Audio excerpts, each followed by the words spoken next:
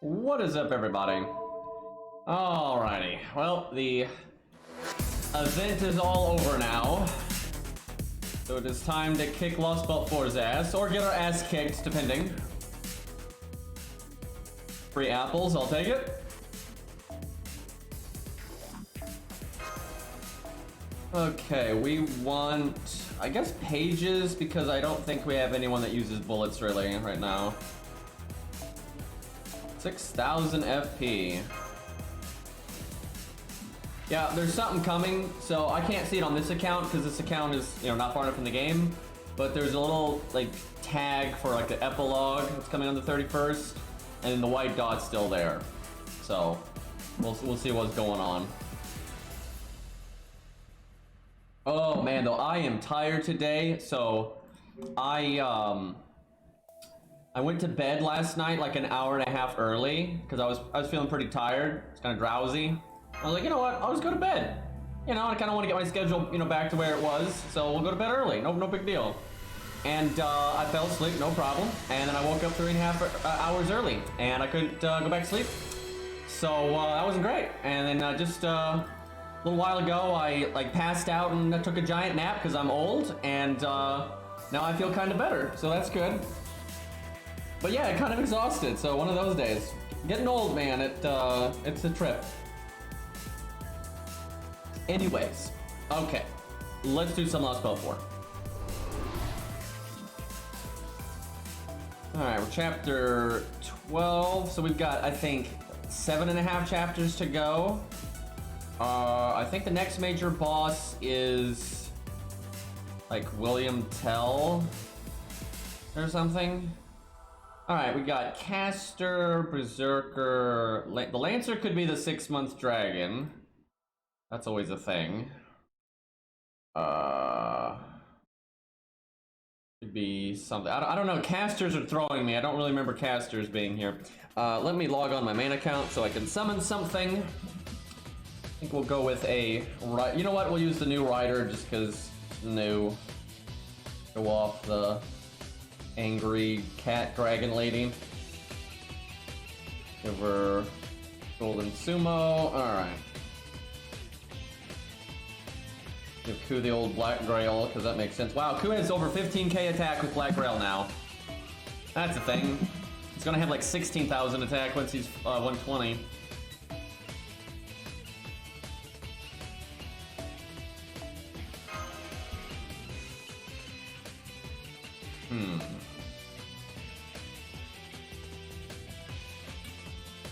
Saber good, Berserker, Lancer. This account still only has Siegfried. And Siegfried's fine, it's just he's AoE and not everything's a dragon and stuff, so... Man, we better get a Bedivere copy or two when we roll for Asclepius. Do a Rosh, maybe? Unless they... Now we'll just do this. Stheno Bond, George Bond, alright.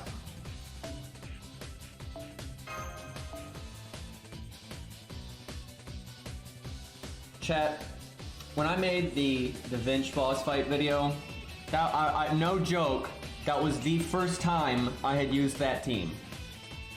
And it won, and I was like, okay, cool, I'll just go with that. And as I was completing the stage, I was like, you know, obviously it was pretty unoptimized because first try. You know, I saw a lot of the problems with the run, where like, yeah, I could have switched that, I could have maybe done this unit instead of that unit. A lot of the CEs didn't like get any value, so I could have, you know, switched them out.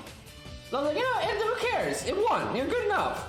And but then of course there's all this like nitpicky bullshit out there now, and I'm just like, oh my god. Imagine wanting to spend your holiday, like just doing the same boss over and over and over and over again. That's also incredibly RNG, right? Just to satisfy like that kind of crap. It's like, Jesus Christ, man. But what are you gonna do? What do we give Qingong? I want Star Bomb or 2030 on him so bad, but we don't got it, so we're going with Caneth. Why not?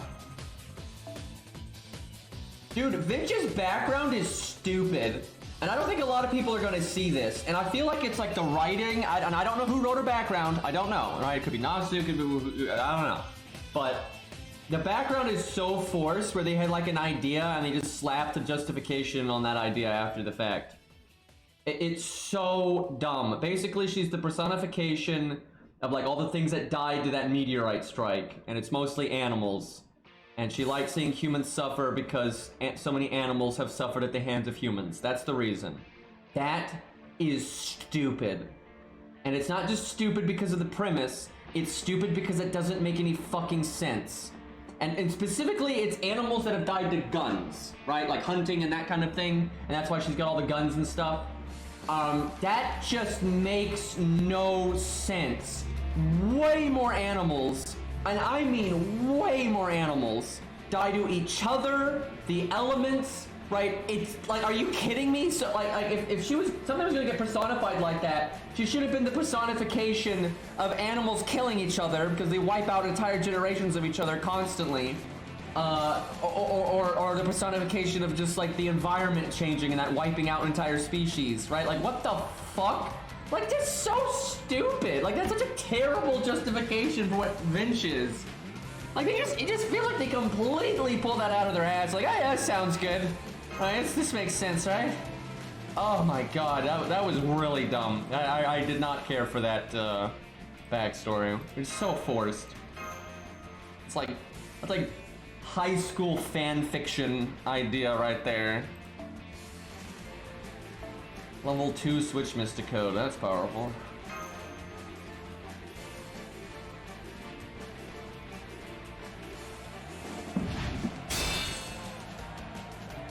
Like, what are they gonna do? Are they gonna make a servant? I said this on our Discord. Are they gonna make a servant now that's the personification of all the other dinosaur, or actually other species that weren't dinosaurs that got like, you know, wrecked by, I mean, dinosaurs ruled the planet longer than any other species. Like, humans haven't ruled the planet even half as long as dinosaurs did.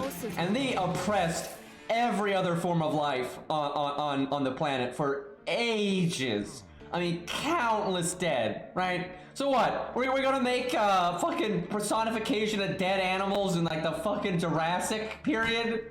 Like what? Like it's just crazy. Like, why would that even exist when you look at, like, the ground rules in the Fate universe? Why would that even exist, right? It's so silly. Hey, if we get, like, a giant T-Rex, though, like, not like Dino Mom. Dino Mom's cool, but that's not the same thing, right? If we just got, like, a full-on giant T-Rex, right? No half waifu, no, like, you know, kind of a T-Rex, but kind of not. No, just a giant fucking T-Rex. I'm down, right? I'll put up with the dumb lore if we get that. Like, I'll take it. Double art already. I mean, just do that number. These things are not dragons. How dare they? Yeah, she's got nothing to do with Tam at all. She's just like her features are modeled after her because I can't even remember why. It's like some arbitrary bullshit. I'm gonna be honest. I really think they designed Vitch first and came up with what she actually was and why after, because it's so forced. Like there's no reason for her to be a Tam face at all. Zip. It's just some bullshit about like Tam also being like a spirit or something. I don't even, like, what the hell, man.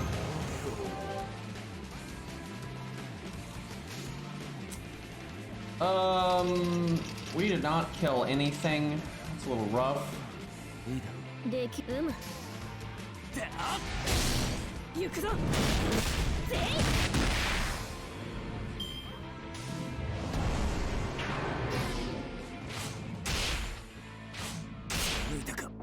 Yeah, I don't know if it's a rewrite. I just kind of doubt they came up with that fleshed out of a backstory to begin with. They just wanted a like other Tam with guns. I think that's what they wanted, and they just yeah, works good enough. Oh god, I just dropped 1 frame on OBS. I actually think Assassin Jack makes more sense. Maybe not like the most sense, but I do think it makes more.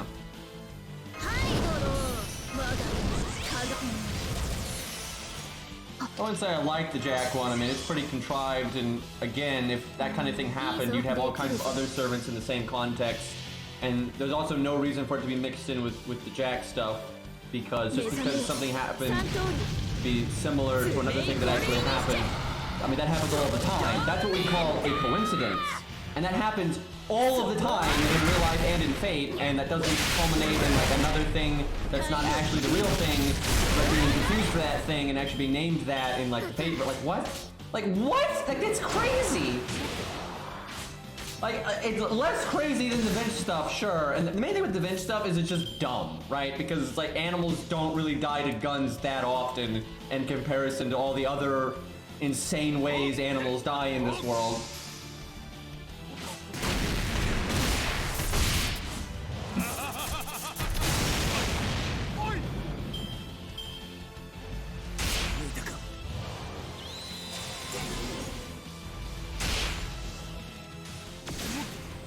Wow, just got sniped, by the way. Also, I should have switched in Qingong with the Switch Mystic code and buffed our NP, and I think we actually would have been done by now. Bit of an error, that. Look, I'm sleep deprived. There will be some bad plays today. Everybody getting sniped right now by William Tell. Blasted. Can Stheno do 7k without doing the Brave Chain? Shin's got this, right? There we go. Of course he shoots Stheno. I respect that.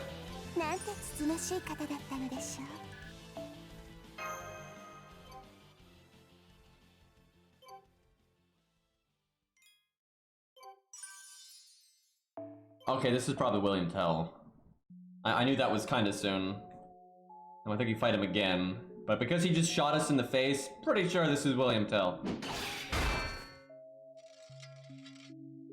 I think a lot of things could have been in that event that weren't. Yeah, from what I understand, she got turned into a giant space egg and yeeted like way off into space, just like some unpopulated world, and You can make her monster paradise there or something, which is pretty bizarre. Oh yeah, we got the 70 coup there, because why not? Who will do way better than Proto Coup, by the way. But although we kind of want to make Proto Coup work, because that's what this account do. Maybe we just summon a throwaway George, make it a bit harder. This is a pretty easy stage off memory.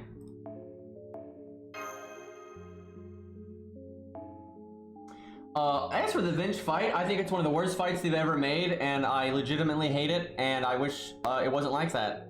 Because it's really good in all aspects except one thing, and that one thing is so impactful and so bad, I hate it. And that's the RNG buffs. There is just no reason for that to be a gimmick. It's a terrible idea, and it's so disproportionately unfair to budget. Because I think what they're thinking is, yeah, man, buffs are going to be unreliable. You should rely on debuffs, which is, you know, an okay concept, except you guys didn't make very many debuff-based servants, especially for budget. Like, hello? Like, what are you, like, that's absolutely stupid. Like, yep, everyone's Hans now. Just everybody can miss buffs. Fuck it, right? It's terrible. I mean, like, dude, there's a turn in my video where I really need Asterios to live, and they both fail their defense buff, and as such, they die way sooner than they should have, and it really hurts the team, where I think otherwise it would have won, like, with a lot more extra value. And it's like, great, so fun, just miss, and like, Mash's NP missed like crazy, didn't do a damn thing. It's like, oh yeah, I really want, imagine doing an entire NP that you have to build up for and, you know, sacrifice for, and it doesn't do anything. It's like, okay, yeah, that's, and just because of randomness, not because the boss did anything, not because you mistimed it, just because your luck's bad.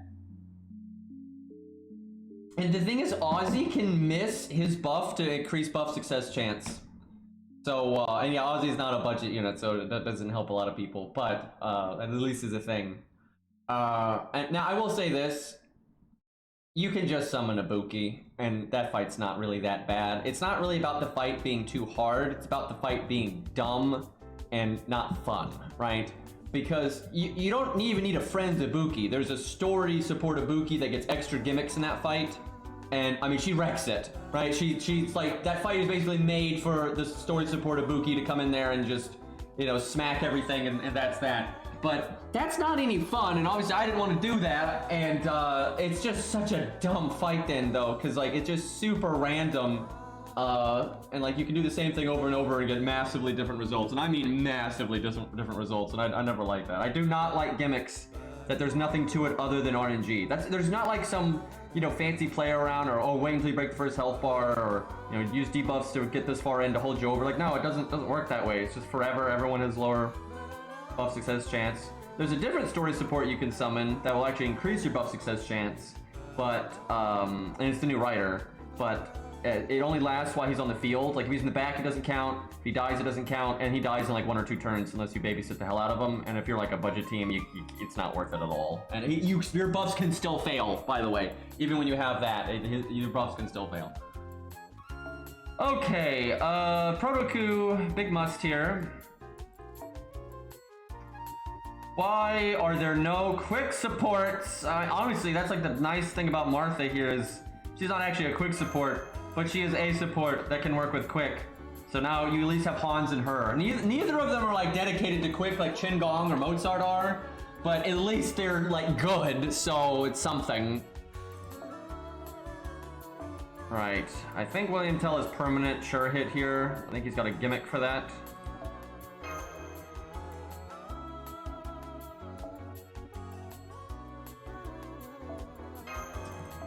See if we can keep Proto Coup alive the entire time.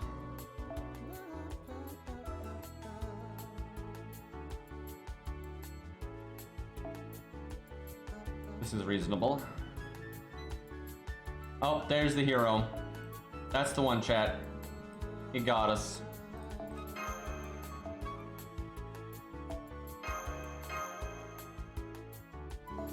You know what? We'll bust out the CD.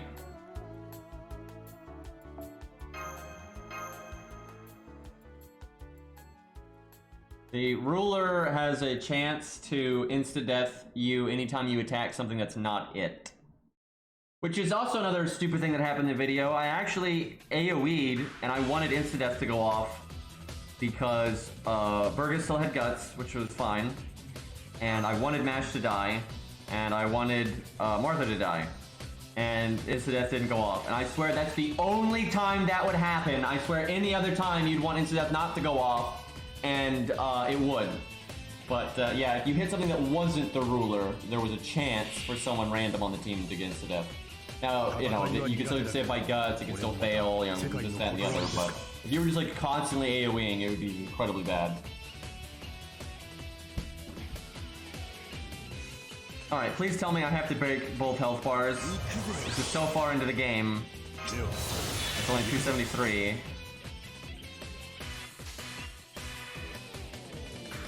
I wish we had gotten either another quick card or his art card, so I want to be able to NP with the attack up, so I don't think this is enough. Oh wait, George will just die. There we go. No problem. See, that's... who needs waiver when you just have sacrificial Georges? Oh, he doesn't have permanent sure hit. That's kind of weird. I'm gonna save George's taunt for a second here, see if he can keep the invulnerability for the NP. Normally William man, I tell you, Martha lately, we're fighting Divinity for days. So Martha getting nice value, because when Martha does get her anti-divinity, she gives you some pretty solid oomph. And William Tell here has divinity because of God Juna. If you fought William Tell in an event or whatever, he's not gonna have it, so he does have it here. Pretty sure Martha missed her buffs in the video, but I don't really remember.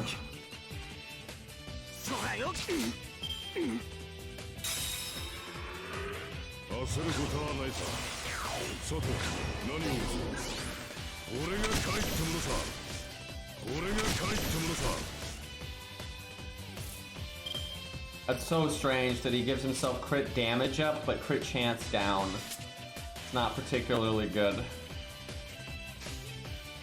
Alright, we'll switch out. I didn't bring the switch Mystic Code. We will not switch out Martha, and also I can't do the Star Absorb because we are skill sealed. Thank you, William Tell.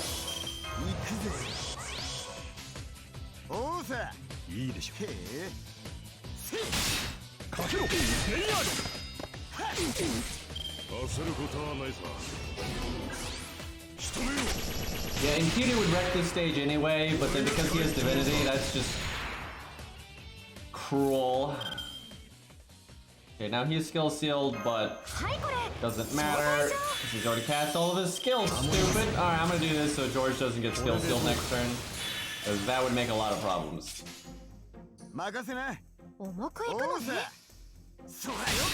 Oh, we still have the anti-divinity this turn. Very nice.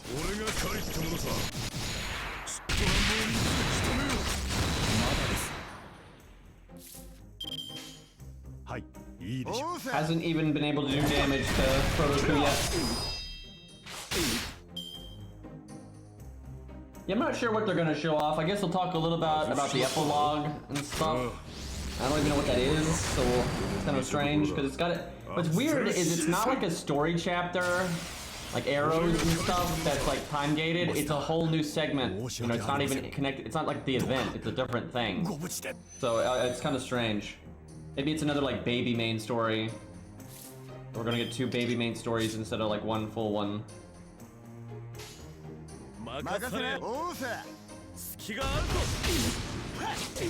And they haven't talked about the extra remake in a while, but I gotta say personally, I'm not interested at all. As soon as I saw that the combat system is just rock, paper, scissors again, I was like, I'm out. Like, you gotta be kidding me with that. And then, not only are they doing the same thing twice, which was a terrible idea, and like that's clearly the thing they should have improved upon, but it just tells me that it's just like Fate Extella Link and stuff, where it's gonna be really shallow, and other than maybe the writing, but, you know, I don't care. The most I care about the extra remake is just the fact that it might get them to rate up Saver, and that would be awesome, but I'm not holding my breath on that one.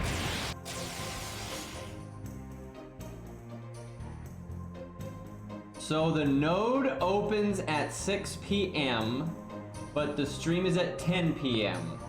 Are we sure? Are we totally positive on that? Because that's pretty strange. That tells me, though, that whatever it is must not be that big of a deal. It must be something kind of short. maybe just fluff. Because if it was something like more meaty, especially if it was actual main story, I feel like they would have shown that on the stream.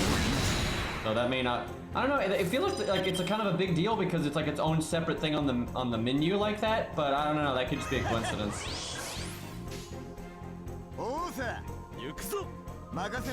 And we are taking forever to win this. Probably should have bought that Switch Mystico to bring in Hans, keep the stars flowing. Get like another NT sooner, and we could have won by now.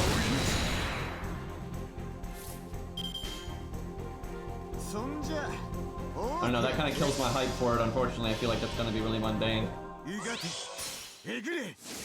But it means the stream could be anything. Like, the stream could be anything. It could be Guadia, it could be Bob, it could be story replay. There's some copium for you.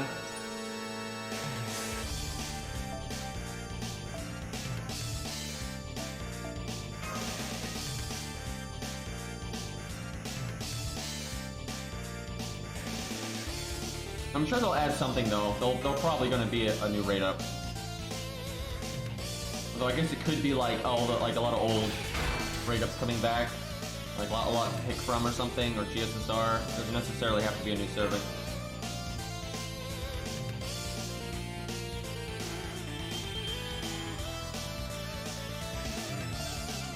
The thing is, if they're gonna make the event main interlude or something, I don't see why you'd have to make that thing on the. It'll be on like a separate section. You know, I don't think they're mutually exclusive, really. More silhouettes. I don't know. Maybe. Maybe they want to hype up the next year and Lostbelt 7. Which, let's be honest, we're not getting to Lostbelt 7 anytime soon. Man, that's crazy. We've gotten this much SQ by doing the story and like one event. Snake Doctor, here we come. Alright, this is probably just the alligator guys.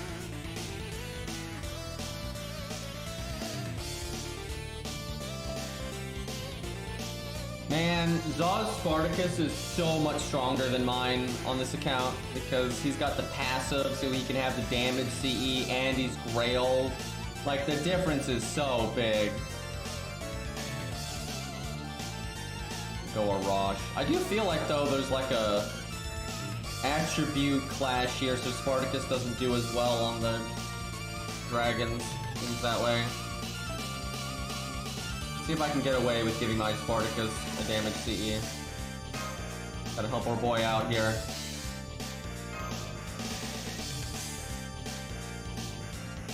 This team is risky if it's not just the dragon or alligators. Because the back row is pretty weak.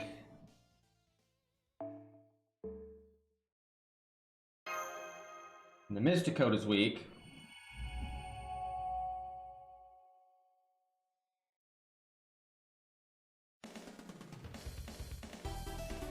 Zerkalot is playable in Extella Link. He's not playable in like Extra or DCC. That would actually be interesting. Wouldn't fix the gameplay though.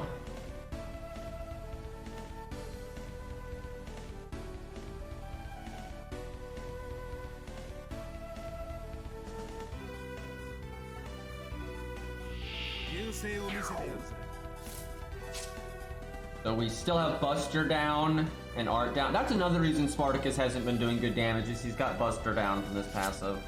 It doesn't help.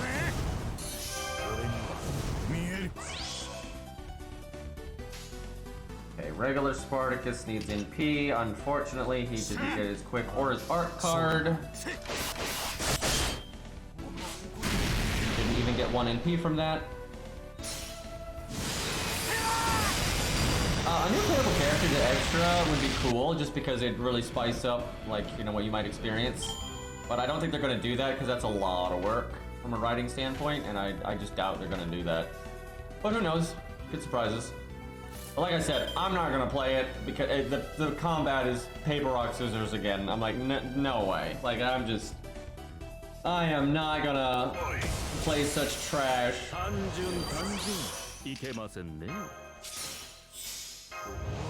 Does baby Spartacus need the Buster up? Yeah, probably. You know what? We'll give him the Mystic Code, and no, we'll save that for the other Spartacus. Last wave might be kind of tanky.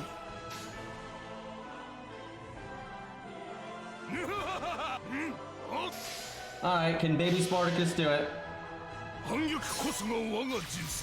Yeah, but if they're already going to rewrite some of the story, that's all the more reason for them not to add more onto the workload. Like, you know, who knows?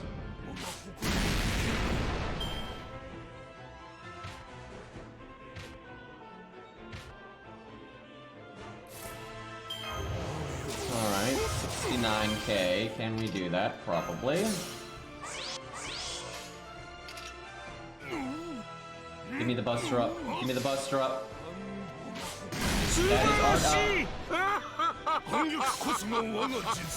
Hey, Cobb, thank you for the resub, dude. 6 months, half a year. So it actually, on both the chat and my admin, like, log thing, it shows that you resubbed twice at the same time. I don't know how that works. I was like Beastly the other day, resubbing like 2 days in a row. It's like, yeah, this adds up. Thank you, man. I appreciate it. I do apologize. I'm really low energy today, but lack of sleep will do that to you.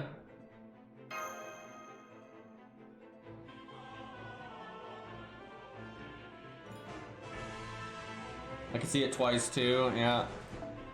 Okay, more berserkers, or I assume it's more of those things, but maybe there's gonna be a big one. Chunky boy. Do we still have faith in Spartacus? I think we still have faith in Spartacus.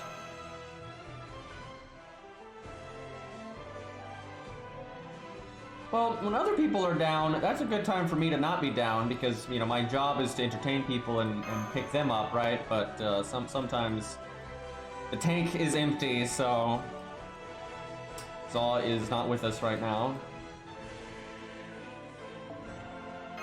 Every time we summon something else just to mix it up then. Always a VC Brawn. It's a fun one. Good old Edmund. Alright, fine. We'll get a little strong army here.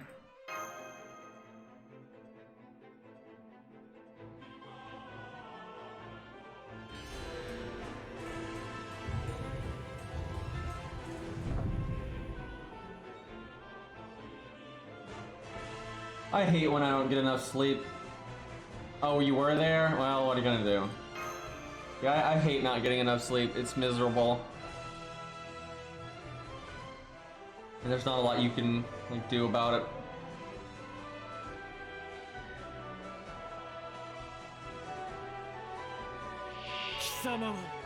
$40k, 54k.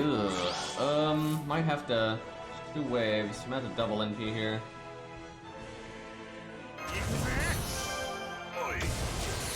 Alright, though, we don't have Chin yet, so we can't.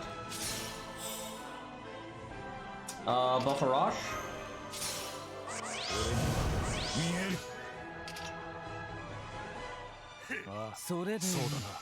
Might work. 7k. Yeah, I think we can do that.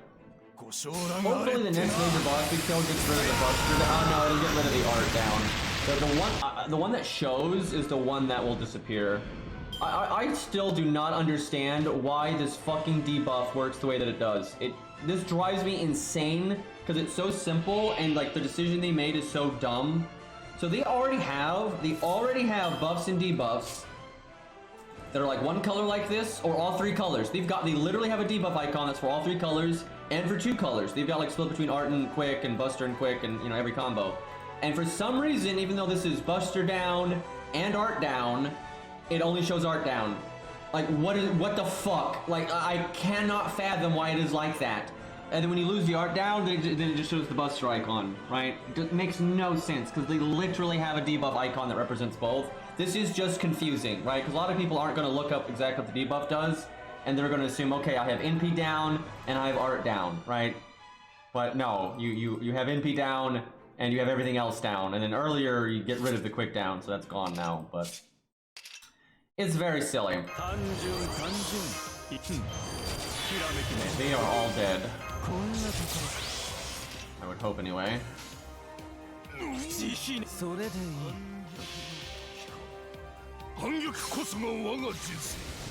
want to spend 14 seconds to scroll down and find the Debuff icon. I don't get it. I really don't get it.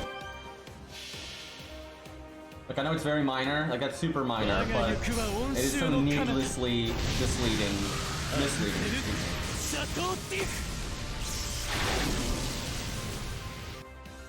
We are not all dead. I lied. Close.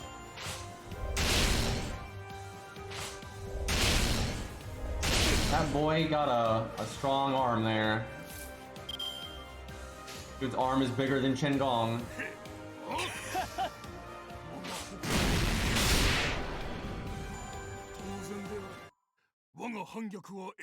Boy, I can tell you now, we're not having a bonus stream today, but we'll definitely get some FGO here, and I'm really excited to get through Lostbelt 4. I want to roll, man. I want to see what this account gets. This account's pretty unprepared because it just hasn't been rolling. I mean, this account hasn't done crap since the start of it, so we haven't gotten anything new. We don't have Ushi, NP ranks, that kind of thing. Okay. Is there a Lancer here? I'm always looking out for Lancers now because the 7-month dragons can be those. Wait, is this Asclepius again? I thought that was way later. It might be. I really did think that was later, but I don't know what else this would be. I'll assume it is, and if it's not, we'll just suffer. Okay.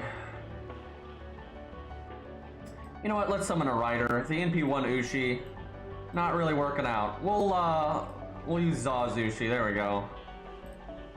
Nice proper budget unit right there.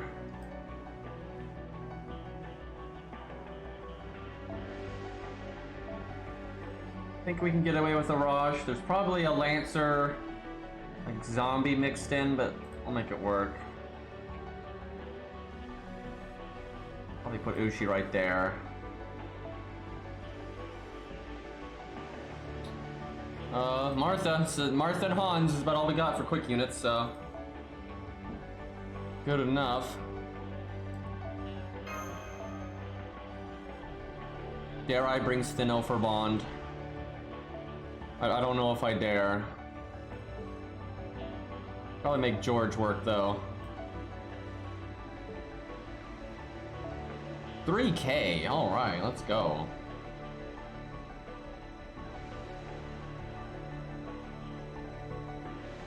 I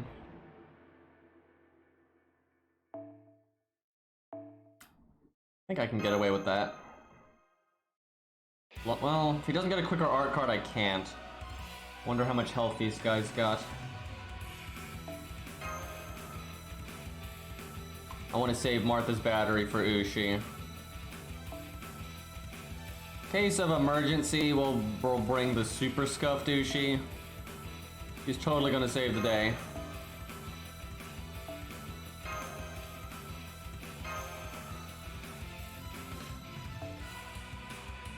This is good for Spartacus, it's not good for anything else.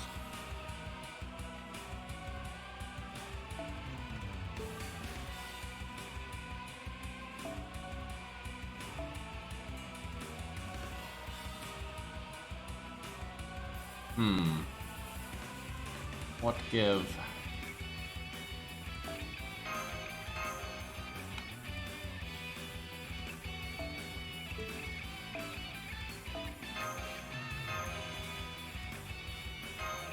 And before, this is not Asclepius, and I just took all that time for no reason.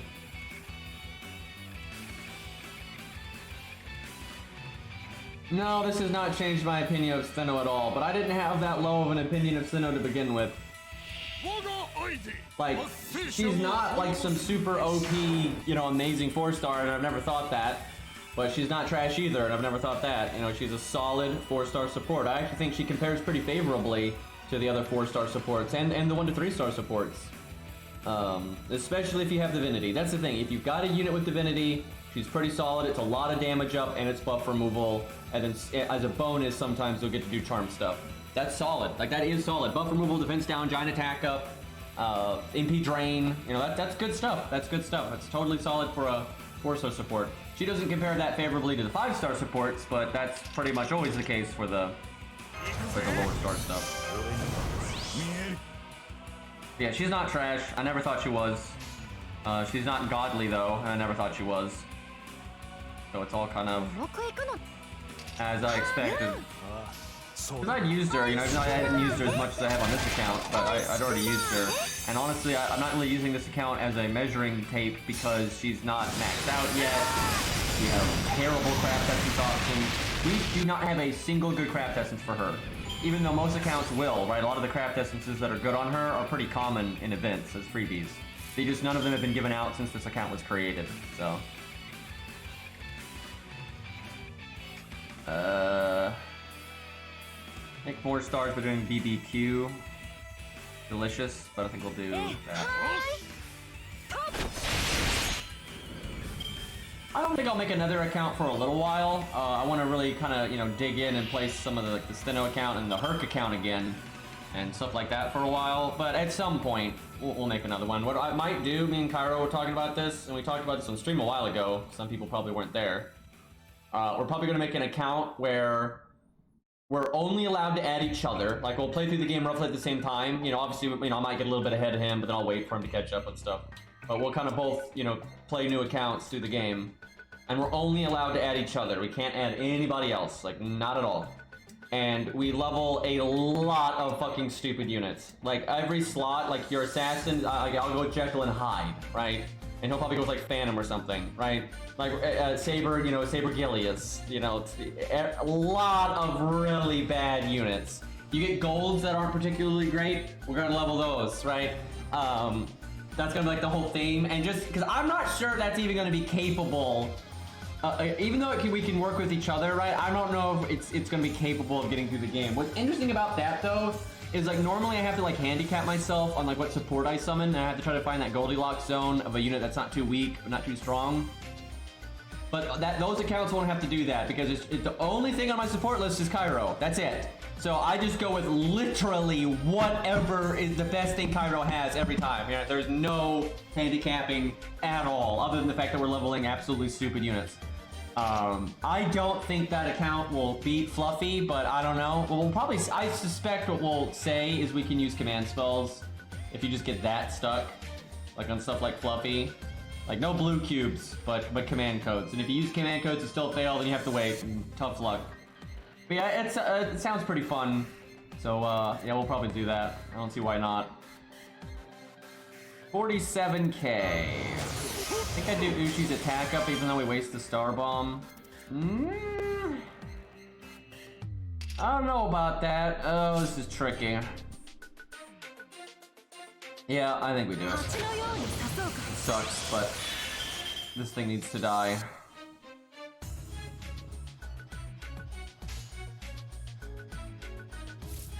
I almost want to do Martha's defense down. Hopefully that's enough. I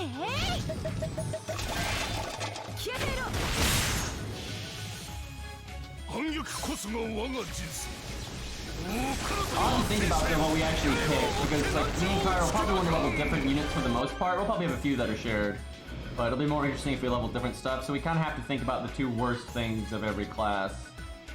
And I don't know, we might throw in a few honest mid-tiers just because otherwise the accounts won't even function, right? And like you know, you gotta have something to work with.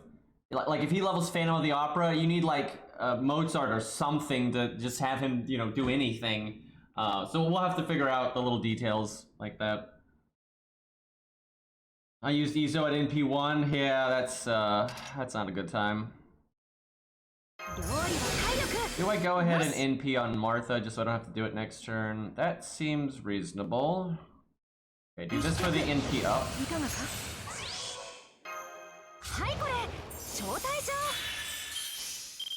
Oh boy, those assassins worry me. I think I'm gonna go ahead and evade.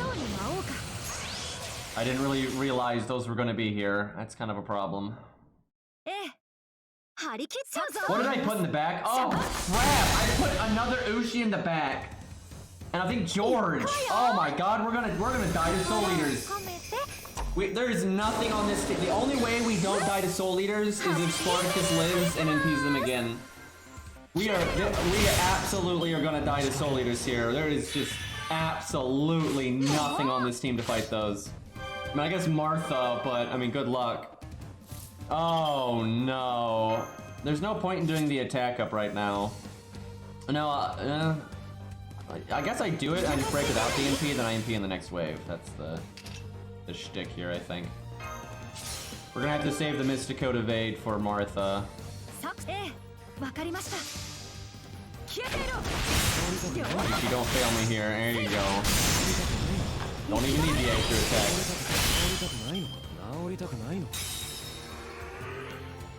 I'm hoping those things lose the healing when Asclepius dies, because if they don't, we are... Can you stop with that? How is Martha already about to die?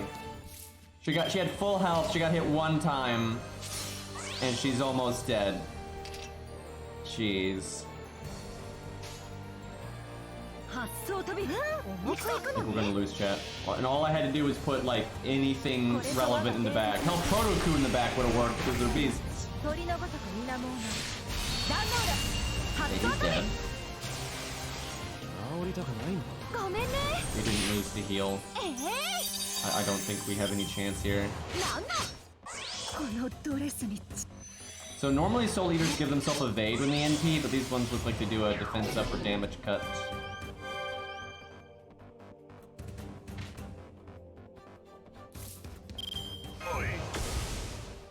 Spartacus, I don't think you're gonna get your NP, bud. George is being counterclassed. Dude,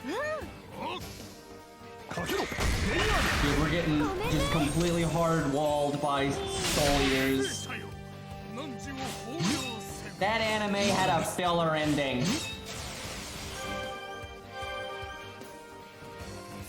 I don't, okay, there's no way. If we can't do any damage, there's just no way.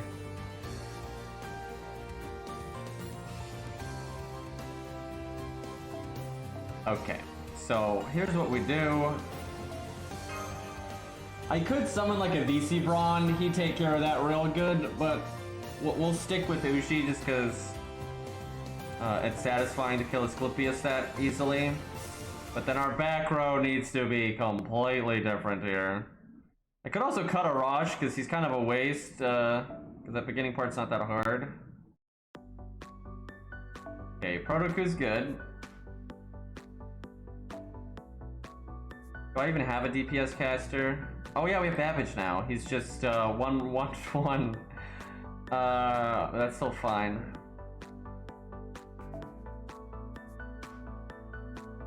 Some damn good music right here. Oh my God, Cyber, good use of the emote right there. You gotta like know what the song is from to get that. That's good.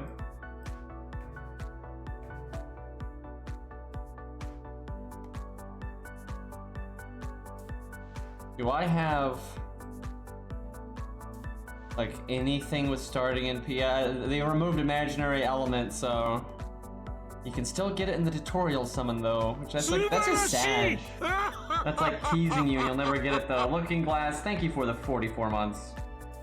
That is such a long time. And you're a tier 2 sub, god damn, man. Didn't even realize what a terrible streamer I am, but thank you. I never even thought to look at the tier thing and always forget which direction it goes in.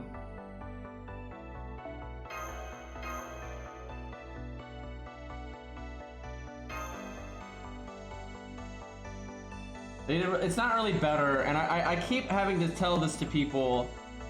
That's not how this works, right? Like, use your goddamn head, right? You might be sitting there on like 1 away from limit breaking imaginary element, or 2 away, right? Because you've been working on it, over months, maybe a year, and you haven't limit broken it yet, but you're getting there. It's like, yeah, I'm gonna get it. And then you remove it, and then you fucking pull the other one that you can't use to limit break it. Like, hello? This is stupid. Like, what? That's not good, right? Like, and that's gonna happen to a lot of people. And you know what's better than having another thing like imaginary element? Having that thing and imaginary element. Like, that's the good shit. That's why Cope Scope is okay, because you can still get K-Scope, right? So they're just like doubling your odds of getting good starting NP, right? Like, there's just no reason to remove that fucking craft essence, right? Out of all the garbage, filler, trash, 4-star craft essences out there, and there are a lot of them, you do not remove imaginary element, for God's sakes. Also, I don't know why I have to say this every time we talk about craft essences, but I do, but full attack stat is not good, especially on a CE that doesn't have offensive stuff on it. It can be good, but it's not. When full attack stat is good is when it's a craft essence that is an offensive craft essence. Imaginary element goes and supports all of the time. Yeah, let me get that Hans with that attack stat. Oh, I'm so happy, chat. He's gonna fuck up those soul eaters. He's gonna do 5k instead of 4.8. Woo! Like, there are plenty of times that you want health where it's good, right? And, you know, that's not the case on a craft essence like the CCC one. Why everyone makes fun of that one is because you're never gonna use the CCC craft essence on a DPS, right? Or on a support, excuse me, because what it I can't even remember what it did. It's like quick up and like NP damage up or something, right? That's garbage on, you know, any support. You don't want that on Martha, you don't want that on this, that, and the other. But imaginary element, you put that on Mash, you put that on Waver, Martha, Hans, you know, it goes in all kinds of supports. And same thing for Cope Scope. Cope Scope is better than K-Scope for supports. So it's a nice option. So having both is good.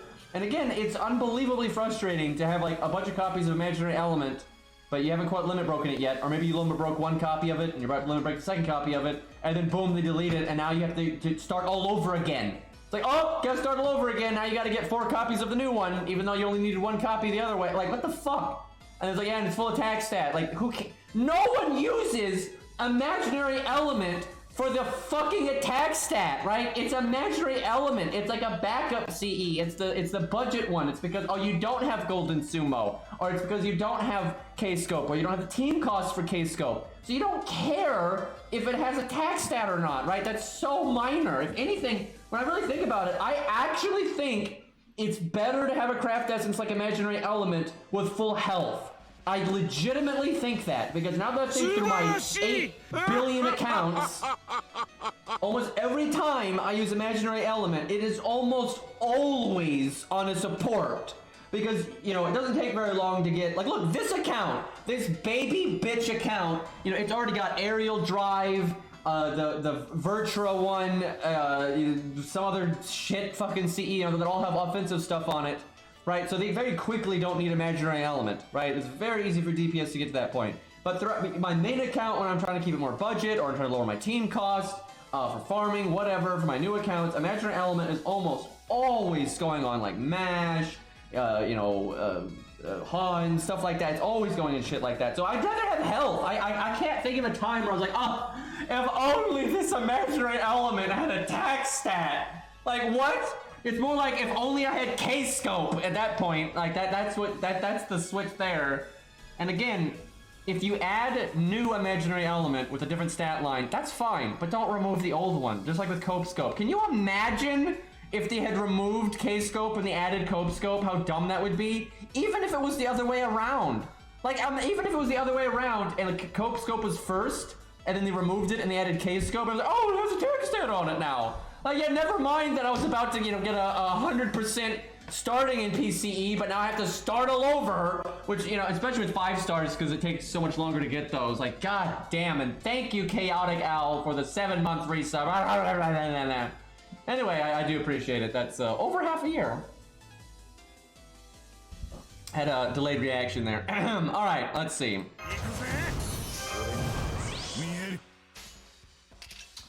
Well, Martha actually needs NP this time, so I think we do that. You know, so attack Canis. I cannot believe I was insanely close to saying that there. Someone's reading in chat. Don't do that. That's not the way. Anywho, the Canis CD. That's the one. That one is kind of complicated because you use it on a lot of different units. Like, a lot of times you do use it on taunt walls and stuff like that where health is good. But you can also use it on David and things like that. It just depends. So that one's kind of tricky in which way it's better. And its alternative is the evade one. But that one I think is split stat. So the weird thing about Canis is the fact that it's sub-effect, you know, obviously the main part is the invulnerability, right? That's the thing you care about. But the secondary part of it is flat damage, which is fine, but you would rather have flat damage than on attack. But the thing is, the invulnerability is so overwhelmingly the reason that you bring it. Normally, I'm talking at you. You know who you are. Anyway, you normally bring it for the invulnerability. So, you don't care if the stat's not aligned with the damage thing. But for that guy, it would be better if it was attack stat. And like, if you were going to use it on Ku, it's better if it's attack stat. Not that you should be using it on Ku, mind you, but if you did do that for some reason, I'm gonna use this because I want the NP gain.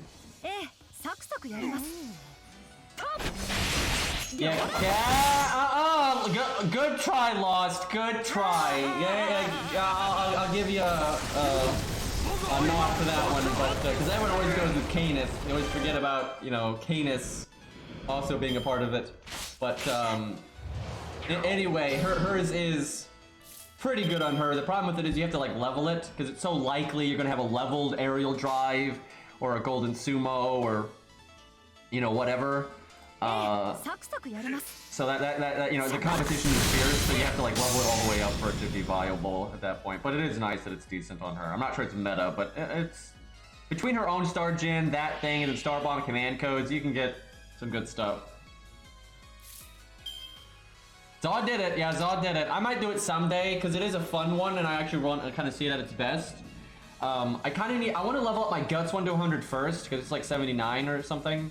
So I want that one, and then I might do that one next, just because why not? I don't have a lot else that I would really need to level. Okay, what are we doing here? I think we are doing this. Might as well do this. You know what? Just fire everything. Oh, we can save the attack up though. I don't need it right now. Hell, do I even need Martha's NP right now? I don't think so. I think we do this, and then we just do it later.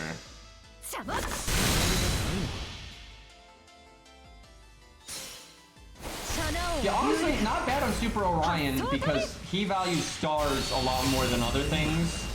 So yeah, that's actually pretty legit. But yeah, Super Scope, kind of good. Get the NP going immediately.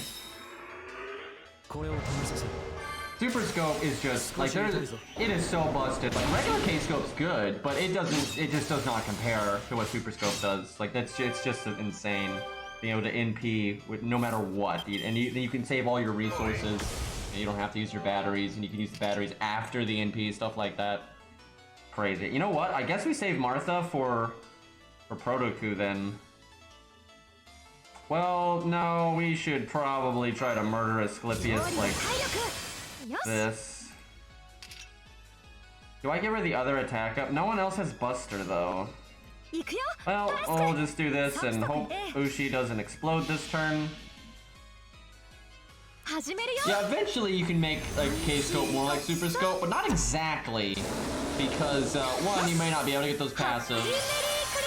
Also, a lot of times you get those passives, then it kind of opens you up to like, well, maybe I should do the damage CE. Right, get the, you know, so it's kind of awkward. But yeah, it is nice that you have the option of turning a regular K-Scope into like a pseudo Super Scope without having to, you know, roll. You don't have to do anything.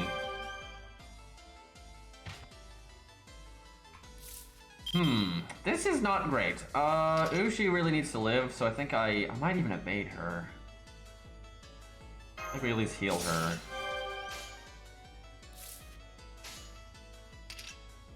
Why was I targeting the assassin?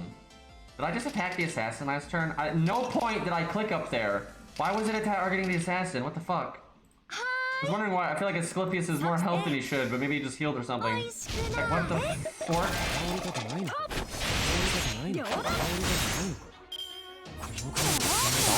Don't kill Ushi. No.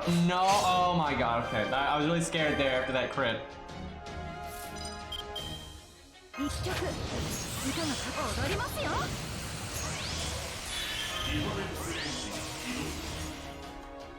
How do I want to do this?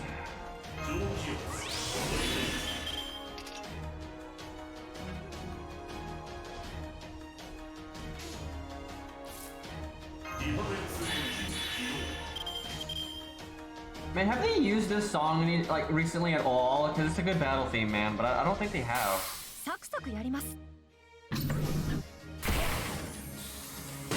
Kill! Damn it. Well, I was really wanting that art card to go into the assassin, but we still got him.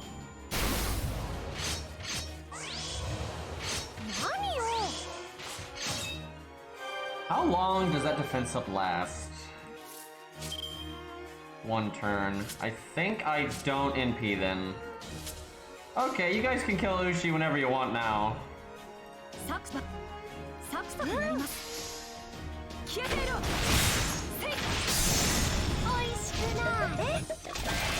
She's throwing popcorn at the enemy. Just like to remind everyone of that. Why is everyone living now? They died so fast last time.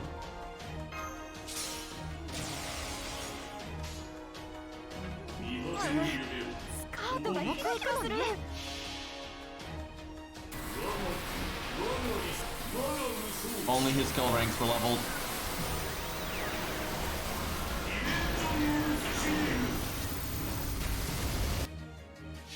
Chat, I want to beat Lostbelt 4. I want Snake Doctor. This account needs that so bad. I'll tell you what it doesn't need though is having to worry about more caster gyms, because it's already a massive caster gym debt. Like all the caster skill ranks are terrible.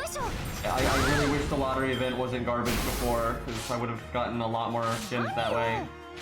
They're like, yeah, good note for like 3 days. Great. This is fair. And then meanwhile, you know, NA got lottery forever, but I don't play NA much. By the way, I got the CE drop on NA when there was only 18 hours left to go. Wow, Protoku really doing a lot here. Thanks, Protoku. You really saved the team here. Get that 19k in. Very good. We couldn't have done without you, bud.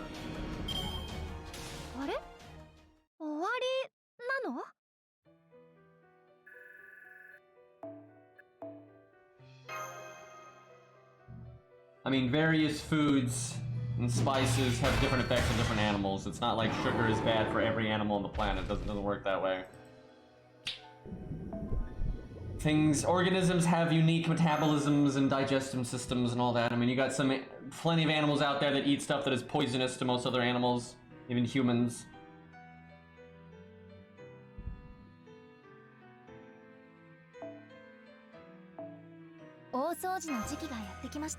Like all kinds of animals eat things that have sugar in it, and they are fine, right? It's just nature, man.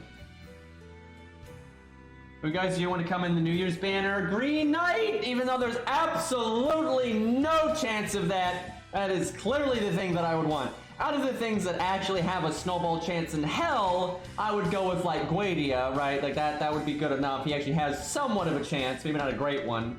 But, oh yeah, Zeus, Guadia, Mars, any of that stuff, really.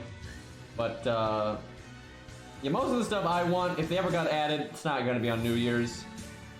Yeah, I want, like, Arch Hercules, that wouldn't be New Year's. They wouldn't be nice like that. Then Lost has had a Guadia account just ready to go. It's been saving up SQ for ages. I think it's sitting there at, like, Camelot, right? Just, like, start the good stuff. And it's just, like, it's just been sitting there. So how much SQ does it have now? I know you said you rolled in a couple of things because you saw like you would see like craft essences and units that you thought might actually be good to have whenever that was a thing. Oh, it's in Septum. Oh, I'm so sorry. 1.2k? That's a lot. I remember you said you rolled on a few things. What was it? I forgot what it was. Oh, Yang CE. That makes sense. You gotta make sure. It took you 1000 SQ to get the Yang CE? What the fuck? Dude, I just rolled like what, 450 SQ to get like coup copies in the event CE and stuff for the event we just had. 450, and I like limit broke the event CE twice. What the hell? That is such bad luck. I got Kiara 4 times and Abby 4 times. That sucks so much. That is such bad luck. Boy, it's a good thing that he hasn't been added yet then, because yeah, I remember you saying that now that you bring that up. That is disgusting. And like it's such a that's such a staple OPCE for like your favorite solo unit. So yeah, it makes sense that you got it, but that is so unfortunate. But yeah, if you're back up to 1,200, you're looking pretty good. Jeez, though, yeah, that's definitely an F. That's a super F. Okay, this is probably William Tell. This might actually be the last fight with him, which means I think we'll lose the art down, if that's the case. I think this is where he gets, like, permanent gimmicks. Which, I don't remember, he might get, like, evade. I was thinking he got sure hit, but I think he might get evade. That would mean Coup is so much better than Proto Coup.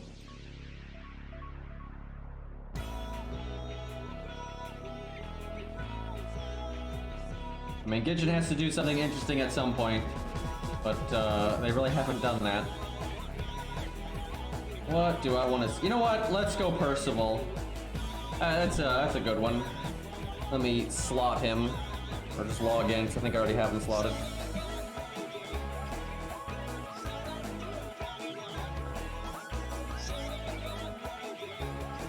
Give him Golden Sumo, because I'm a good master that gets good CEs. I wouldn't want to be one of those incompetent plebs that doesn't get Golden Sumo. I wouldn't want to be one of those.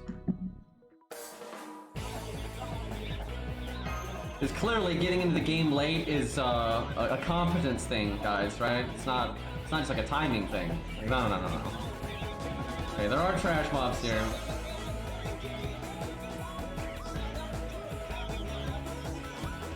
No Lancers, so maybe a Raj at the start. I don't really remember the trash with William Tell, so maybe this isn't William Tell? I don't know. Probably just Spartacus.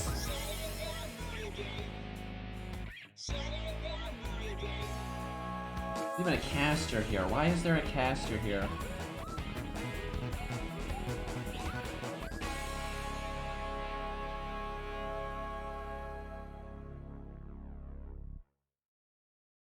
I don't know if I want to bring Stheno or not here. Sure.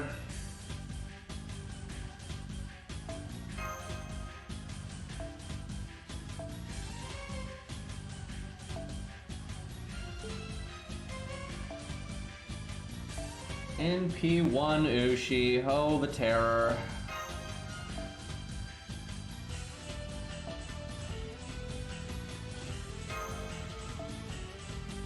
I wonder if William Tell is mental debuff immune. He's not a super major boss, so maybe not.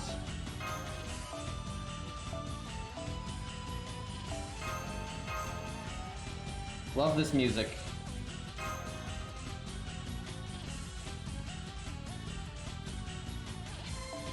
And the Zoid's New Century, which I guess is not new anymore, but that's the name.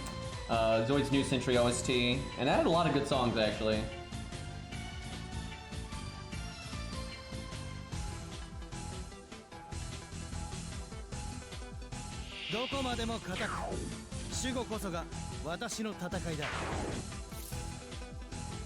Why does that randomly have defense down? I wonder if that's Pepe helping you.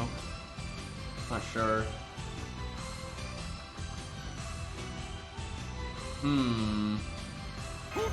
Definitely not gonna kill all these.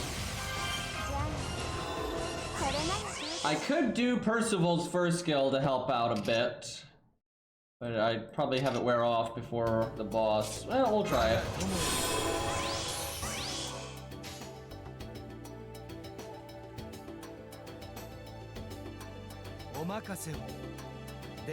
Just to make sure I get the NP gain in case we kill, but I really don't think we're gonna kill here.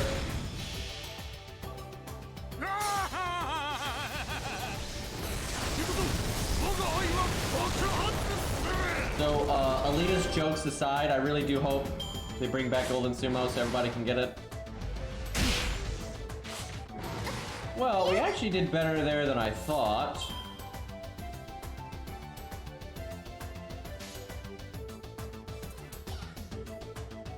Do I taunt? Nah. Come on, Spartacus. Buddy. Was not enough. Don't hit Stheno. Okay, well. Talking to these beasts does not work. They're savage. Uncivilized. Chat, they don't even like Arash. They're that uncultured. They think Arash is lame.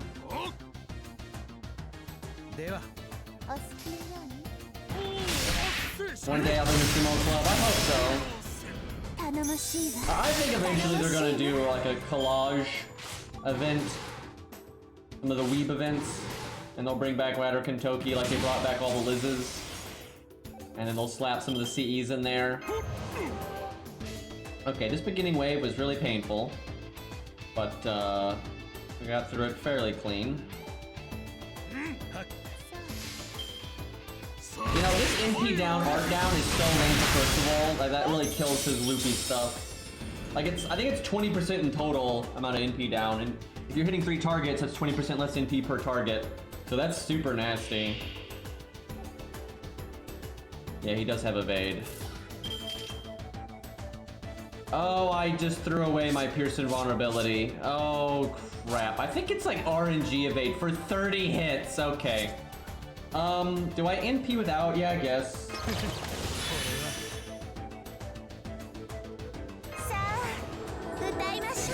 Maybe I shouldn't have done that because if he attacks, we get more NP gain back. Yeah, I probably should not have done that. Too late now.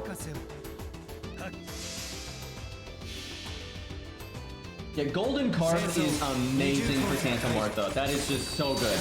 Because if she gets her passive, which everyone can get, unlike most of them, because welfare, you get enough coins, so you can easily get her passive. Get that to rank 10, that means she'll start with 70% NP, and then she has her self-battery for 30%. So you can turn 1 NP, her self-battery makes stars, and then Golden Carp makes stars, and then you NP, and the next turn you make 20 stars. Like, that's so good. Like, that's I think that will boost her performance dramatically for people that get that. I can NP, but there's no buffs. I might have her wait then. Either that, or I just do it for the using her first skill next turn and not wasting the NP charge. But that doesn't make a lot of sense, so. I wonder if I could break here if I got a lucky crit. Try. Problem is, not only do I have to crit, I have to win the RNG evade nonsense. Well,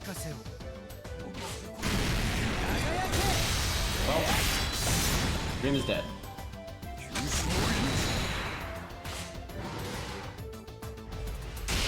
Yeah, we'll get Stheno to 100 eventually. See, if we didn't have this, he'd have his NP right now. I mean, we'd also have it if I didn't charm earlier, but...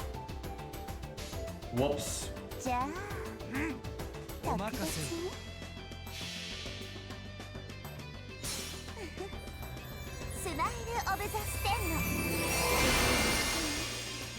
Actually, I probably should have done that earlier to put the defense down.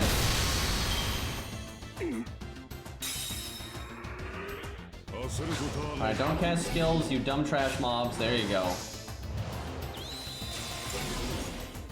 Rip stars. Tell you what though, she's stalling the hell out of William Tell. We have art down, we have NP down, and another NP down, and that's going to affect all 3 targets we hit. So Percival's loop ability is absolutely dead in the water here. You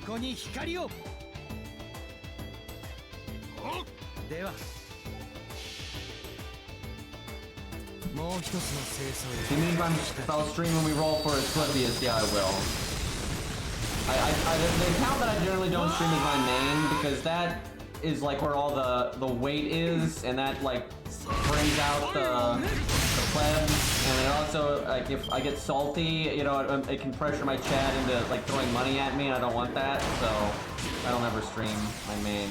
Because the thing is, if I get fucked over on an alt account, you know, it might be a little silly, or it might be a little frustrated, or, you know, chat might meme or something, but it's not. No one cares. It's a fucking alt account where, you know, if I like save up 1,000 SQ over like a year and I roll and I don't get the thing, you know, it's not great. So I find it better not to stream it. And again, it's not just because of that. It's also because when, like, if I roll on my main account, and normally like people will like post on the Discord and it can get around, and then you have a lot of people coming into the stream that normally don't, and they're just there to like antagonize or, you know, whatnot, you know, or they only want to watch the gambling, right? And I don't want to promote that kind of thing. That's just not what I want my channel to be about. So I stopped doing it a few years ago, streaming my main, and I've been happy not streaming the rolls, because I think it's just the better. And like for those that really follow me and like really care and they want to know what I get and how things go, you know, I'll post it on the Discord and they'll find out anyway. So all my regulars, they know what happens on my main, right? They stay in the loop, and then we avoid the extra peanut gallery and you know, frustration and whatnot. So yeah, I think it's for the best. Okay, that is it for William Tell, I think. Actually, I think there is one more fight where he's like super weakened, and then after that he dies. It's like Juna NP. Bad times, man. Yeah, Windows 10 sounds, because I actually knocked over my phone a bit. It landed on my chair, so nothing happened. It's just unplugged, so. This is just a straight boss, no ads, I think. So we're what, on chapter like 14 after this? The memes. Man, if I felt like my normal self, like if I'd slept good today, I'd probably just stream until we beat Lostbelt 4, but I don't think I'm gonna have enough gas in the tank for that today, unfortunately. But we'll probably get it done tomorrow. I'll try to get as far as I can reasonably. That way tomorrow we can kind of focus on the good boss fights and like a nice clean package. Okay, we will bring in Hans for this one, I think. We can switch Mystic Code.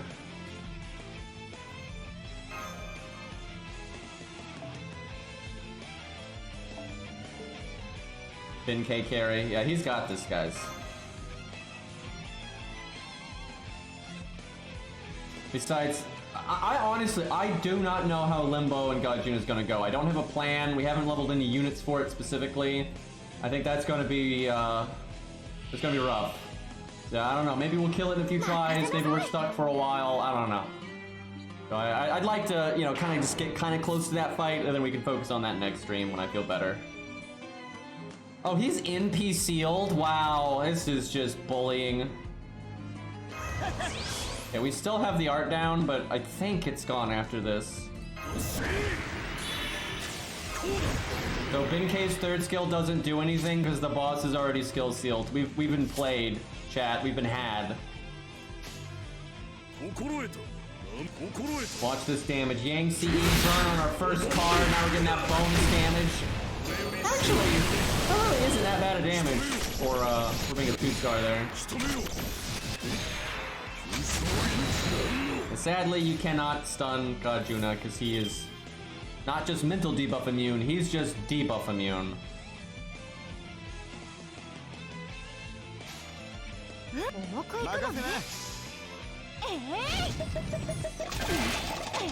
Martha over here taunting William Tell with popcorn in his last moment.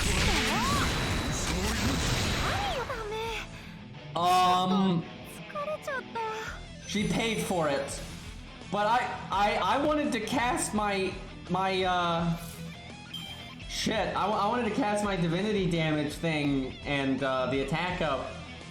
You know, the very large number of buffs that the enemy knows. Yeah, boy, he wasn't having that, man. He was not having that.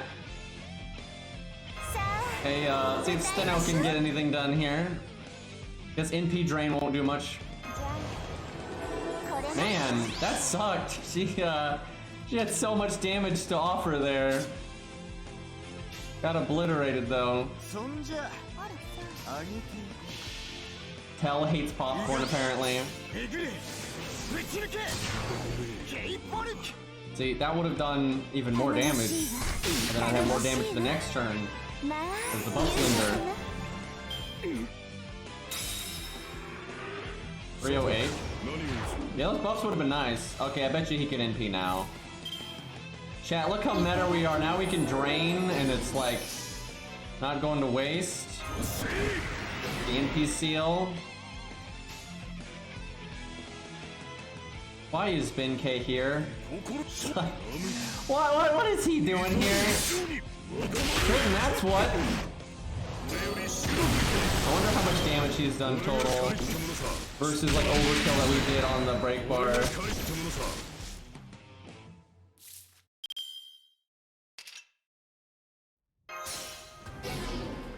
We have so much crowd control.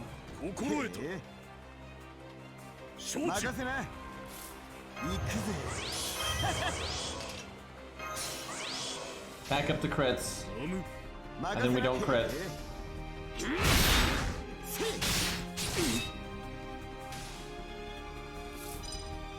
Oh man, we got the taunt back. Easy NP gain.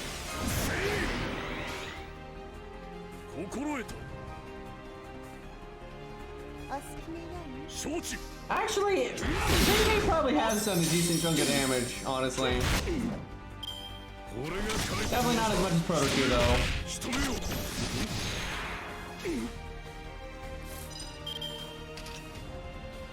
I was gonna use Hans, but it hasn't really lined up.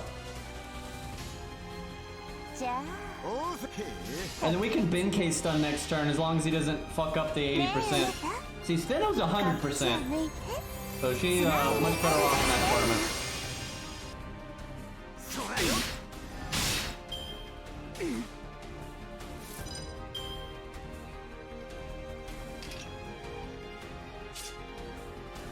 Okay. It's finally time to bring in Hans. Took a minute.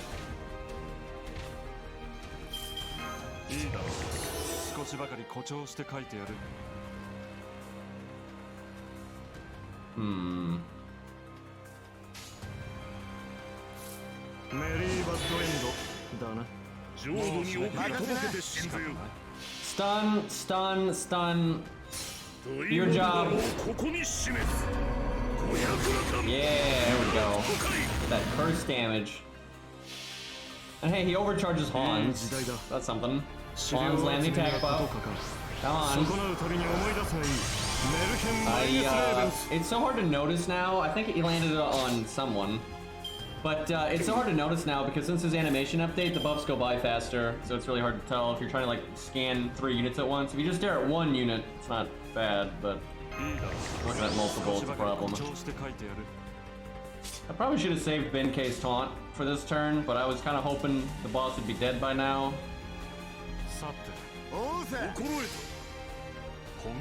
Come on, Ben K, Buster crit. You got that burn twice before damage. Well, 41k, but didn't kill. Using a 2-star whose skills are almost game-breaking and has massive team utility. So impressive, much amazed, much clickbait, didn't actually use 1-stars, used an OP 2-star support, and anyone could do that. Say, you piece of shit.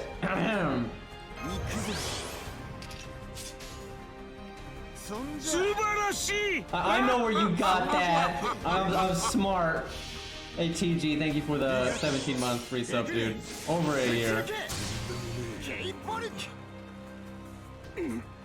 Anybody can just summon Ben K and beat, you know, any content. Easy peasy. On 9, 10 coins, okay. I actually do want to get George's starting NP passive, and it's easier to do George Siegfried stuff if you get that. Like, quite a bit, actually. Not having to babysit George to get his NP is nice. And between the extra starting NP, his taunt making me attack so he gets NP, then it's very easy for him to get the dragon thing out.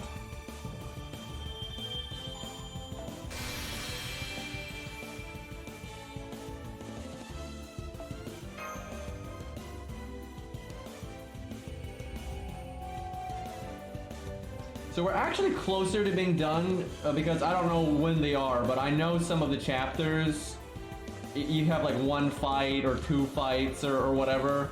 So we're not that far away from the big stuff. So I think next stream, I think we'll beat Lostbelt 4. And I really think I would have done it tonight if I had slept better. Oh look, it's an entire chapter where you don't fight anything.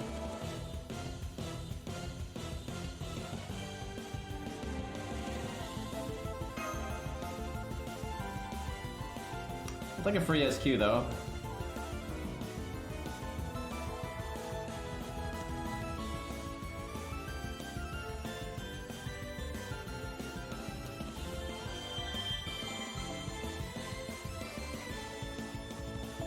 That's always jarring.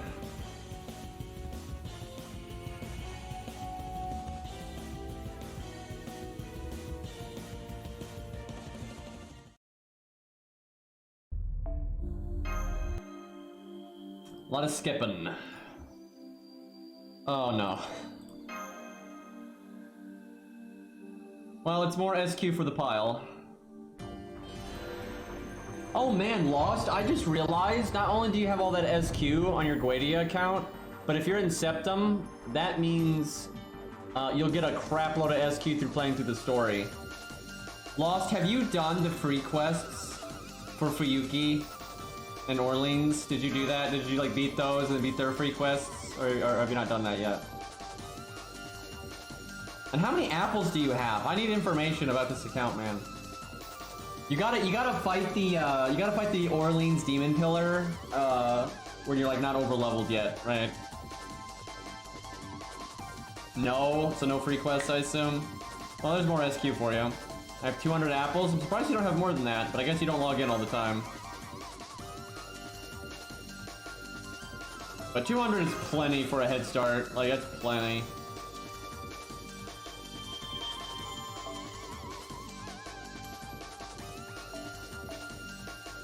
Okay, we're actually at, what chapter are we at now? 16. There's like 20? Wow, we actually are pretty close to being done. Man, if it wasn't for, I should probably do it, the big fight next stream, because I want to be all there, right? I want to be present. So we'll probably get close to it, and then we'll stop, and we'll do it next stream. I've done every Fuyuki locked event in the last 2 years? Really? So you've done 7 events, is what you're saying, right? I'm actually kidding. Most events recently have been Fuyuki locked. They haven't done any deep locks much at all. Honestly, this event they just did is one of the first times in quite a while since they've done that. And the good one. I think this is Hot Wheels. Alright. Why not? I can think of a very long list of why not, but we may fail here. This is a very bad team.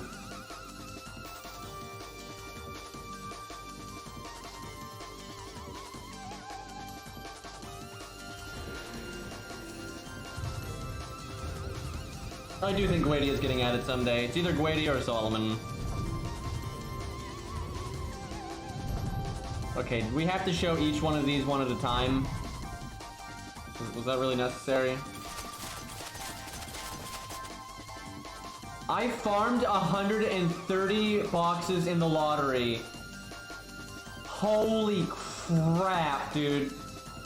So you got skill gems. That account must be like so just, it's in Septum, right? So it's just sitting there ready for the good stuff. I can't wait, man. I hope we don't have to wait too long, but we might. But I'll really be interested in how that goes. You gotta keep us posted.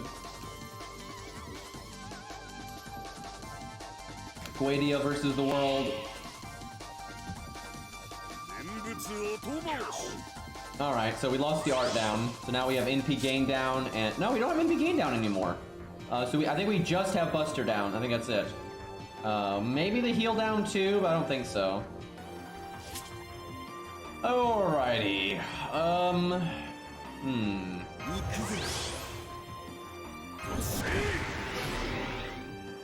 think I save his taunt for the NP. I don't know though, I could stall his NP a long ass time. Yeah, we'll use it now. Hit me, you scrub. What is the play?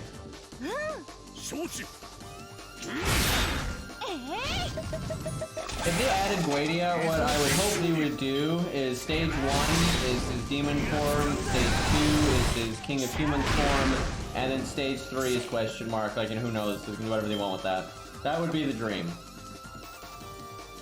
And for those that don't know, they actually thought about adding Guadia a long time ago. Like, when he was added to the game as an enemy, the data mines showed that he had victory quotes, which are obviously only for playable units.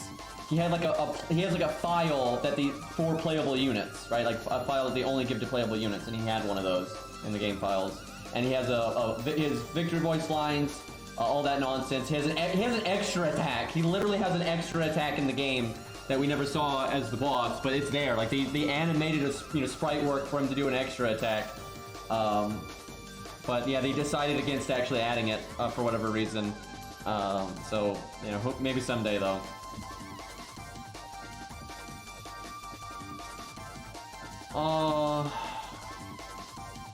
Do I go ahead and NP? No, I think we do the Brave Chain. I think I NP Seal.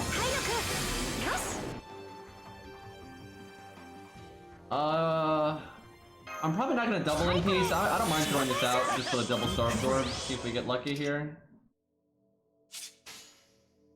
Would have been nice if I hadn't done 2 art cards last turn, because a few more stars probably would have gotten me a crit there. Oh, he has Divinity too. Oh man, Martha getting bank. I am liking that with Martha. It's just Divinity is so common, and so like if Martha doesn't get her Divinity bonus, I'm not quite sure how she sizes up against like Chen Gong and Hans. But if she does, she keeps up just fine, right? She does just fine. And Divinity stuff is pretty common, so yeah, it's nice. Okay, we do not do the first skill because I don't think we need it. Do we stun? Yeah, because maybe he'll do something annoying when you break his bar. I thought about doing the art card on Benkei, then I realized that would be stupid. Happy Merry Christmas!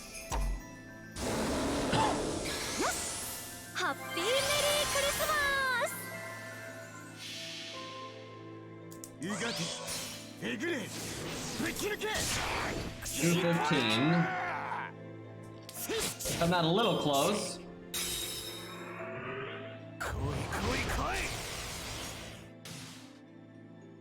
Armor ignore. Alright, fuck him up. Don't need Martha anymore, so I could bring in Stheno actually, because the Divinity boost and Protoku has Divinity, but I kind of want the stars. I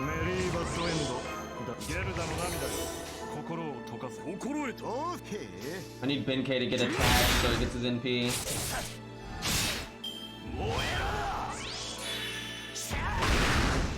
That's not Benkei. Okay, now he can get it.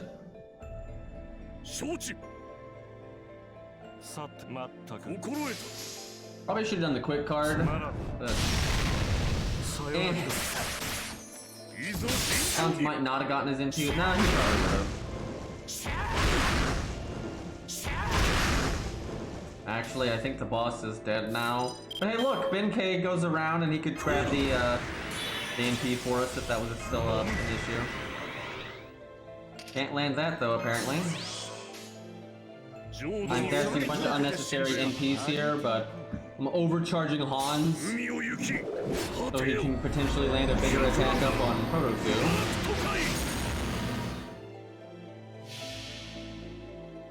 Feels bad, man. Rama.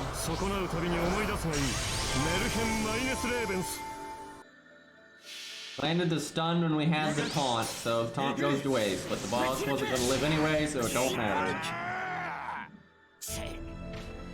That was pretty clean. I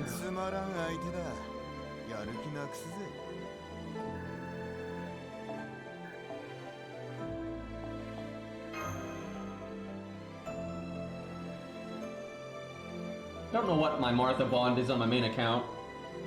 I think I at least got her to bond 5. Are we just fighting him again? Alright, well, same team until it don't work. Wait, what was that motto? Of course. That is nice, though. You got that pretty quick, the Berserker Say bond. What does this account got? It is almost bond 6. Getting there. How much for bond 10? 310,000! And I don't think George gets bonus bond in any of the Epic of Remnants. Let's see, so female, no. Evil, no. Knight class, no. Caster, no. So he doesn't get anything. Damn it. Stheno gets the female one, but I don't think she's actually evil, so she doesn't get that one. Still, that will help her a good bit. How is she so far behind George? She might take slightly more bond. And I think I may have brought George more than I brought her, actually. George is pretty easy to work into a team.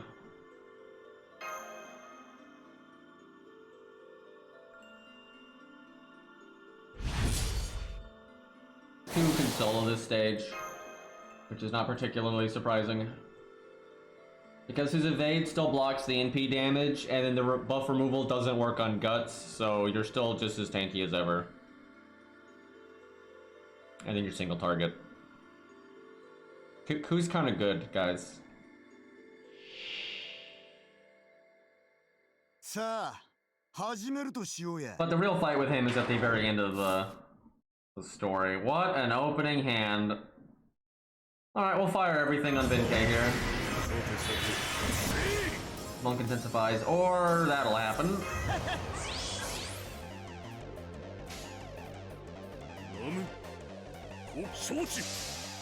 Benkei NP gain, yeah. Could've done art, quick art.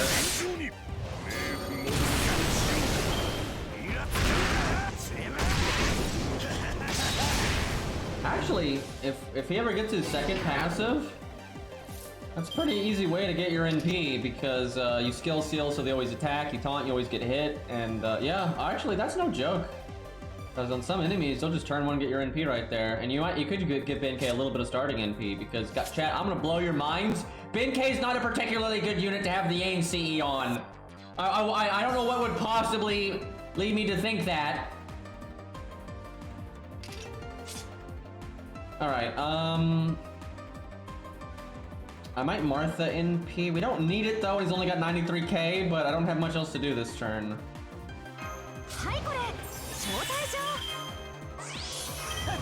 Some crit action going. You know what? Fire everything.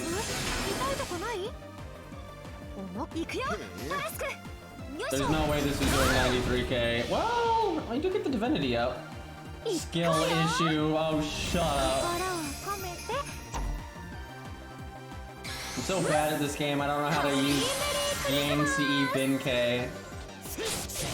Rolling my eyes.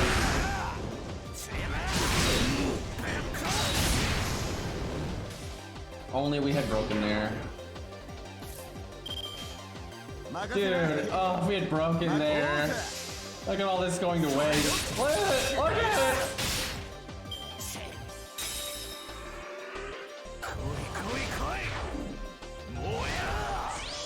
And we got attack down even though we had our debuff resist up. That makes rank though. Can remove his buffs.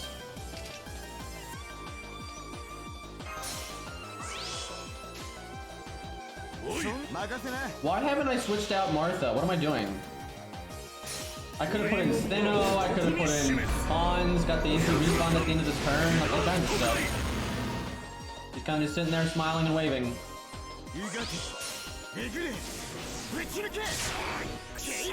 Not quite enough. If I had swapped in Stheno, that would have been enough. Like, absolutely. It's a 40 attack up. 40% attack up.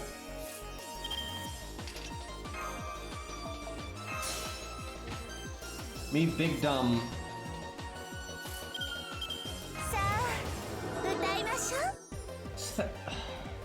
He's got the passive. He doesn't have resistance. He's just immune to it. He's too angry. Well, that's not good for our boy Benkei.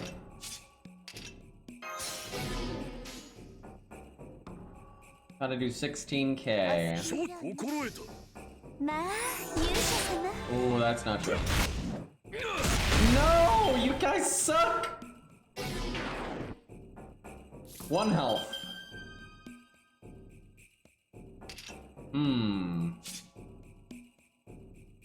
Well, I think that's it for the bald one.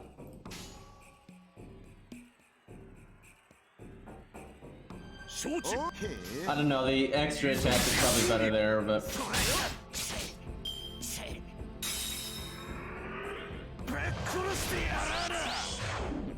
So I should have brought in Hans, and it's mainly not because Hans was better than Stheno, it's because he was in the back slot, so it put Martha in the back slot. Because now Martha comes back when Benkei dies, and that's trash. So if I swapped in Hans, Stheno would come in when Benkei died. And now it's Hans and Stheno, and it's so much better. So pretty big mistake right there. Thankfully, this is not too hard of a fight, so I think we're all right. Also, if Stheno can get her NP, she can remove all these buffs.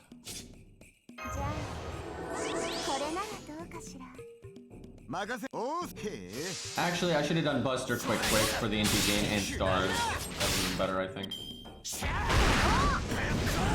Well, the Martha problem went away real quick.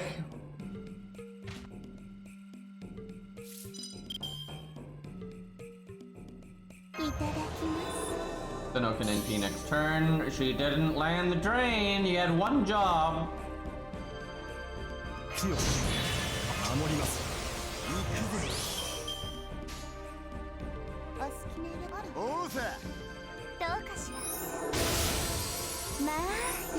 There's normal carding this down.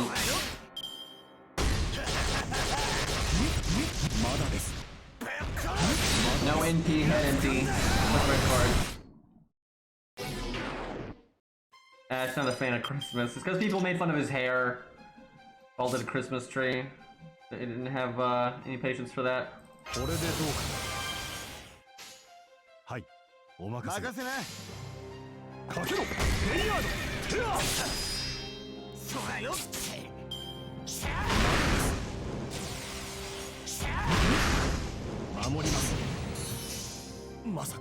Man, if I had brought in Hans like proper, I'd already have my NP by now. Now someone's gonna get NP'd. Uh-oh.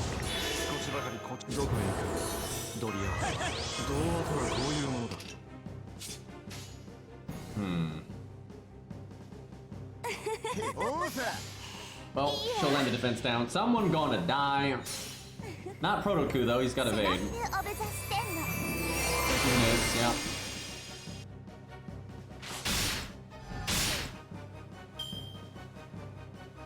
We actually got a little close to losing here. Not too bad though.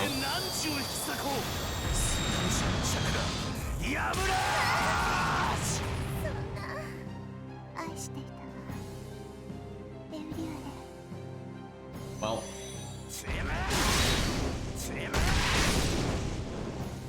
Stheno died, reset.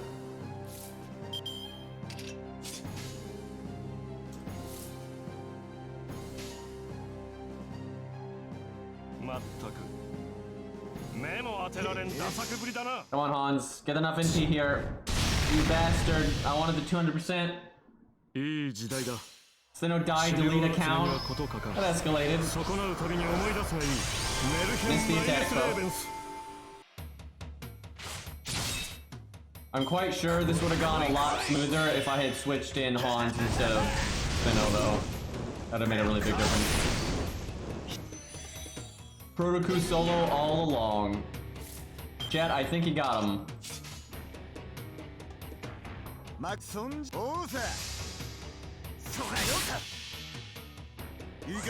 gonna be right back real quick. I gotta grab water. And we'll do a few more stages here. It'd be cool if I could get up to the Gaijuna Limbo fight, and then next stream we just focus on that. I don't know, maybe we'll... No, I really should not. I want to get through Lostbelt 4, but I gotta do that next stream. I don't want to waste that boss fight when I'm tired. I'll probably get destroyed if I try to do it when I'm tired anyway. It's not exactly easy.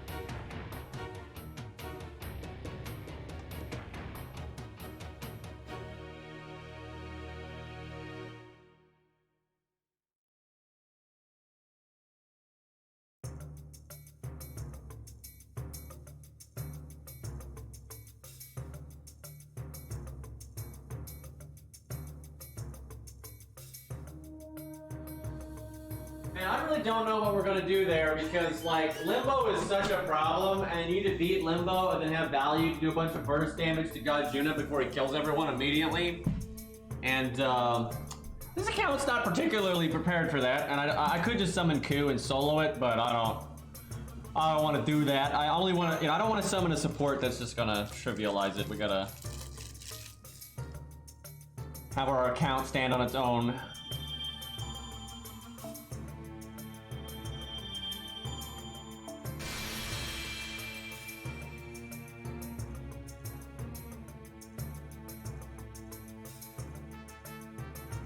Alright, we are actually pretty close to the end though. Especially if there's another filler arrow. I don't remember what's like coming up right now, but after this bit, I think it's when you resurrect Karna, and then it's off to the races, really.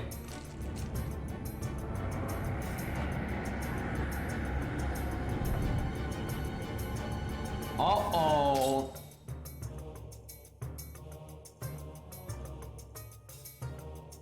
Spooky.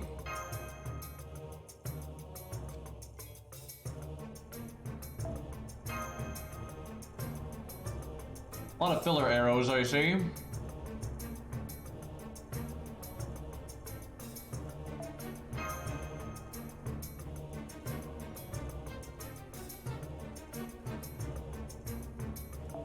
What is this?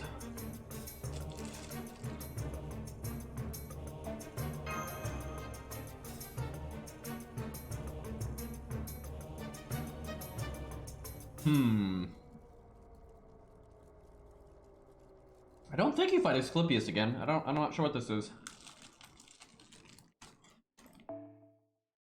Well, Spartacus it is.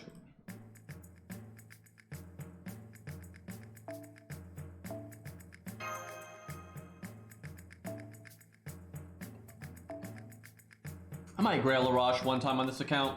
We'll see. A lot of stuff we gotta grail.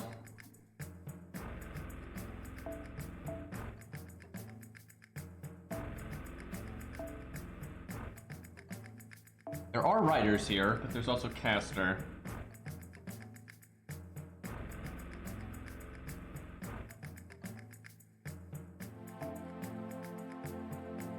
Need to bring something with some backbone in case this is actually a hard stage.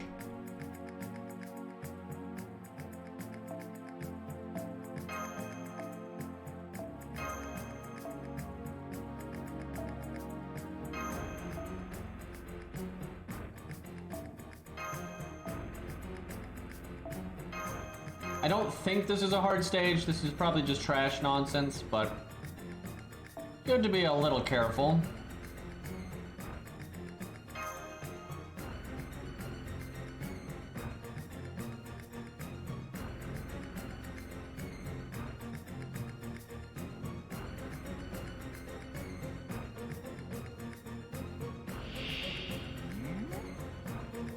40k. Well, the Rosh is not getting that one alone. 40 enemies. I'm pretty sure this is one of those stages where it ends after a few turns or it ends after you kill a certain number. I kind of forgot about that. I think you do that twice, and then you do one where like Pepe's like blasting fools or something, and then like that one you have to kill everything. So I think that I completely forgot about this bit, but now that I see it, I definitely remember it.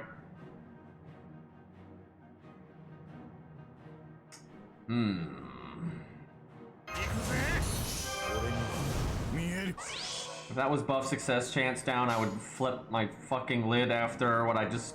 the Vitch fight. Curse words, by the way.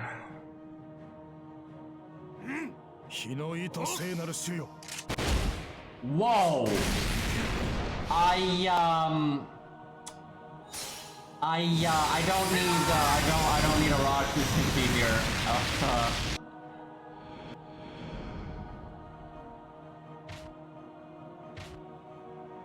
Actually, I forget what's doing that. Wait, is that William Tell, actually? I thought he was already dead, but he actually might not be dead yet. He actually might die after this bit. I don't remember what the hell is the shots here. Well, I don't think we really need to do anything at this point, but we will regardless.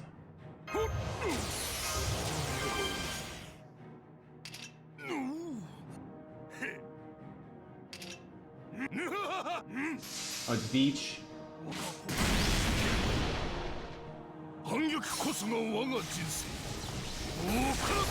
Hey, she's an egg, chat, and she's in outer space now. That was such a weird plot. I feel like it was just ultimately so meaningless. Like her backstory was so dumb, dude. I really did not care for that. Like it just does not make sense, right? Like it's like bad fan fiction where they didn't like think it through. Because like the logic they're presenting doesn't actually make any sense when you think about it.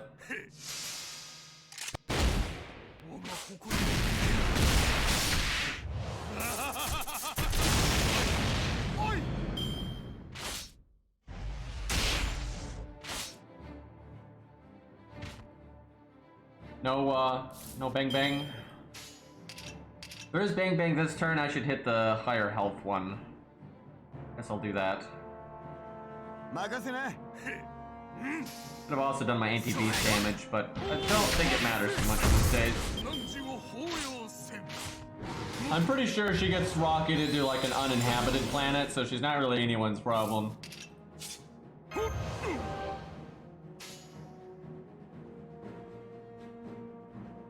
Okay.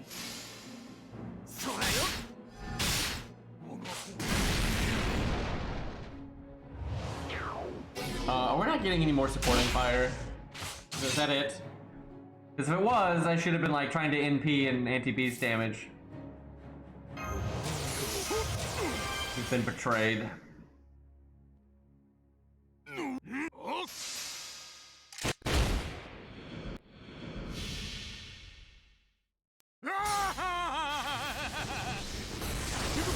Isn't happy part of the Tam 9. It's more like it's just like she's like the embodiment of the animals that died to a meteor, but then also has a bunch of guns and like seeing humans suffer because animals that died to a meteor for some reason hate humans because the humans kill them with guns a lot, even though animals kill other animals significantly more than humans kill animals with guns. Like, what are we talking about? And like, the meteor's the bigger issue here. Like, what the hell? Like, that's just so silly.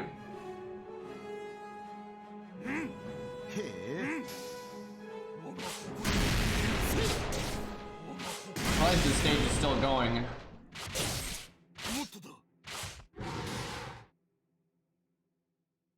Well, I guess I'll use this. Probably should have used that a while ago. Also should have done the Buster Up and various other things, but too late now. It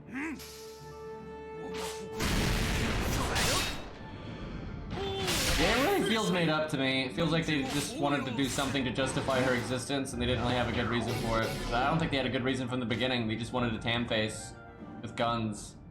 So they made a tan face with guns. Which is fine, but, you know, at that point, to make it another Tam, then...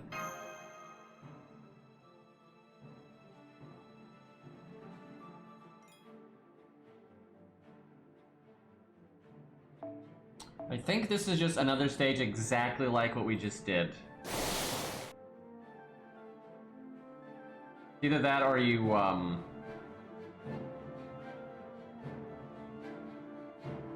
you have... I know one of these you have to actually win, but I don't think that's this one.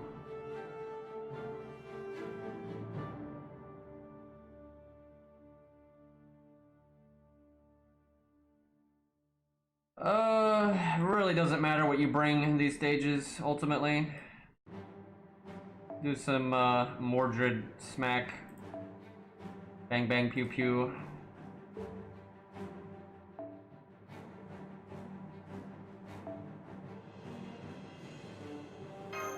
Free bond on Stheno, really.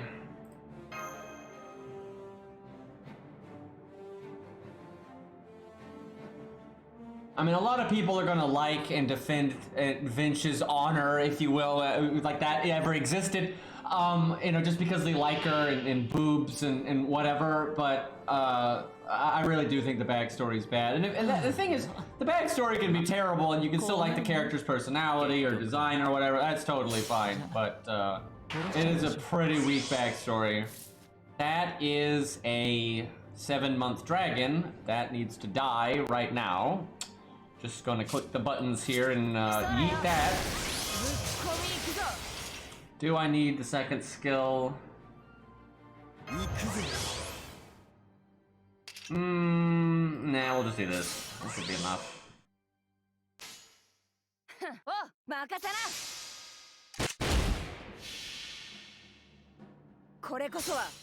It really, my whole thing is the more I like a character, the more I'm going to be annoyed with if you phone it in, like the backstory or do something convoluted. Like I don't need Ku just like randomly, you know, getting superpowers, like become 50,000 times stronger, and then come up with some just half-assed excuse for why, and then, you know, I don't need that, right? Like I don't need him to be, you know, Space Ku, and he actually wasn't Ku this whole time. He was actually Space Ku, and his actual dad was a rock, right? I don't need this.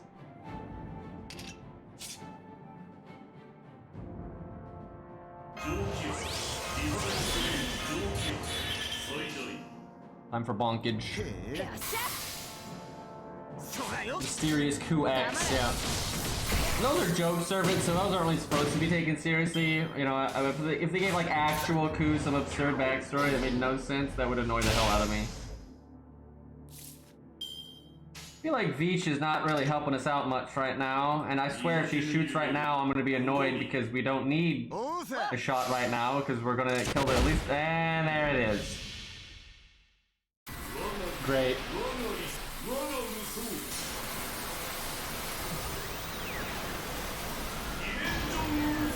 Ku's dad is Dwayne the Rock, yeah.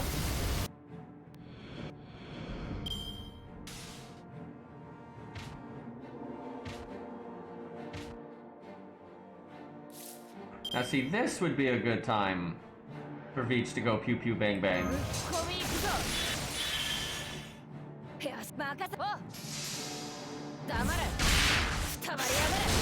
Oh, Mordred murdered that one. If you hit Mordred, you can NP.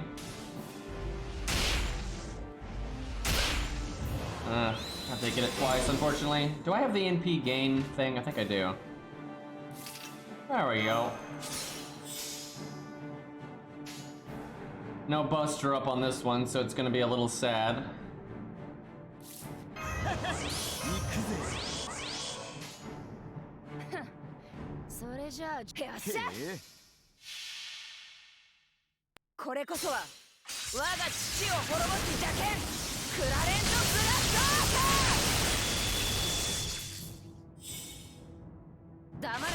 See, Vitch could have been good right there, but she'd be less good if it goes off now because I can finish some of these off myself.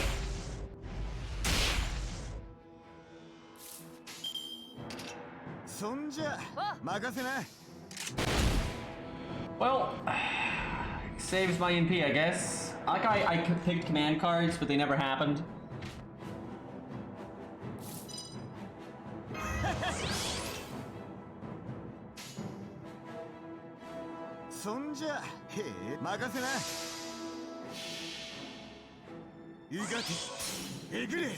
Have there been any Columbus Vitch memes since she turned into an egg? I feel like that should be a thing.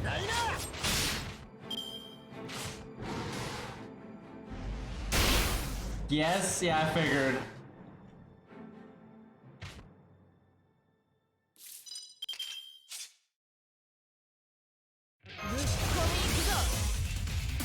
Probably NP next turn.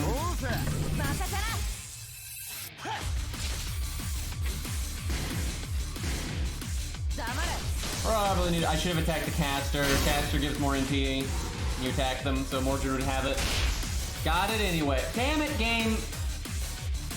We had the music and everything. Mordred and Mori would totally get along, by the way. They're both tin cans. Mori's probably the more reasonable of the two, weirdly enough.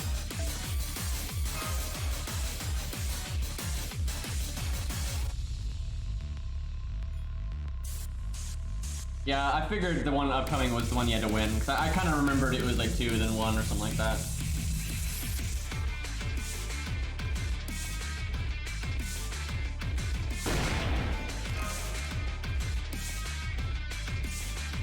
So, chat, I don't think they're giving Vitch a costume, by the way. I mean, I don't know, maybe the epilogue. But yeah, it kind of seems like they're skipping that. I'm not even a Vitch fan. I don't care about Vitch at all, right? Not my kind of character. Just not at all. And I don't like Tam so much either. But she's got a billion costumes throughout the story that so many people like. And they bothered to make costumes for like Morgan and all kinds of other people. And they haven't even been in the game as much as Vitch has. So Vitch clearly deserves at least one costume. I mean, come on. Yeah, they could add it, like I said, in the epilogue. It could happen. But the thing is, that's kind of a like bullshit logic though, because look at all the times they don't do that. Right? It's like, it's totally possible they just don't add one, because I say they don't add costumes more than they do. That could happen, like especially if the epilogue has anything to do with like the Chaldea Vitch, right? That would give them a really obvious excuse to add a costume there, and that's something to kind of, because I expect the epilogue to not really have any content, you know, in terms of like a big boss fight or anything. So a costume would be like a way to be like, hey, it's a thing, right? So it could happen, but I'm not holding my breath.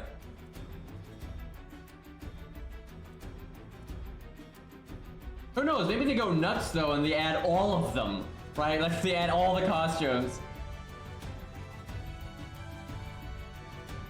And them also adding costumes, you know, late like that is not a good thing anyway. That's a really bad thing. Like being late to the... And also, I don't buy for a second that they were actually... I really don't think they were going to add Morgan's costume. I do not think so. I think the reason it got added was because they're like, yeah, we can still, you know, fit this in. And they were getting showered by people saying they wanted them to add it. And they already done all the assets, so I legit think they just added it because of the feedback. I don't think they ever intended to have added it. Because if they had, it would have been there with the original costume that you got when you beat Lostbelt 6. There was no reason to add it, you know, like a week later.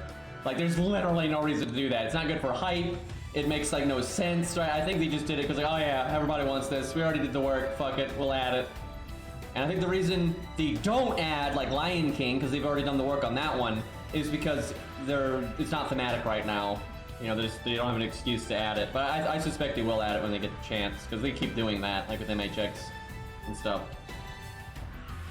I've actually seen a lot of people that don't like Drake Alter because of the story, but I do see people that want it too, so.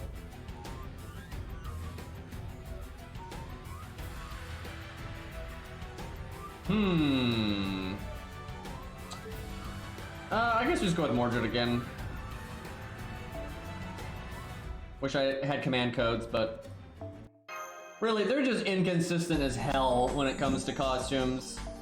And it's kind of annoying.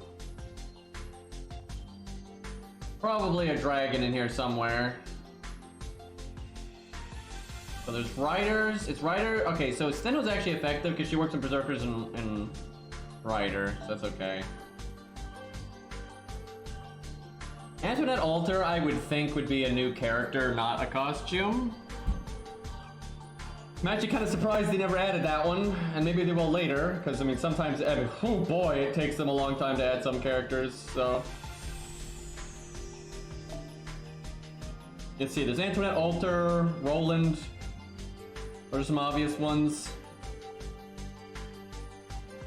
Roland is weird, they didn't add that one, because there's no, like, major story thing. He's not, like, hard to summon or anything, it's just a servant. He's just, like, I mean, it's super strange. Perseus isn't too shocking because they don't do a lot of prototype stuff, so they seem to be a little bit gun-shy about that, at least right now. So that one doesn't surprise me, really.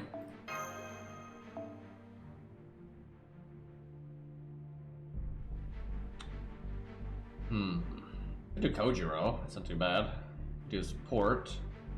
Don't have a... Oh, we can do Qingong, that's fine. Are we gonna need that much damage, though? I mean, maybe. Probably better to do Switch Mystic Code for support then. I think the early stuff is just gonna be trash. I need to punch in the face. I do want George for the bond. Probably won't show up. Okay, Kojiro is overwhelmingly the most likely to die.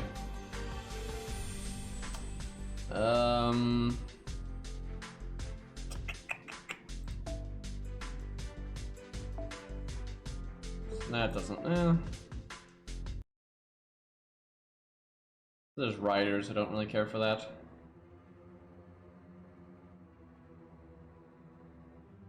Boy, this account could use a few more options.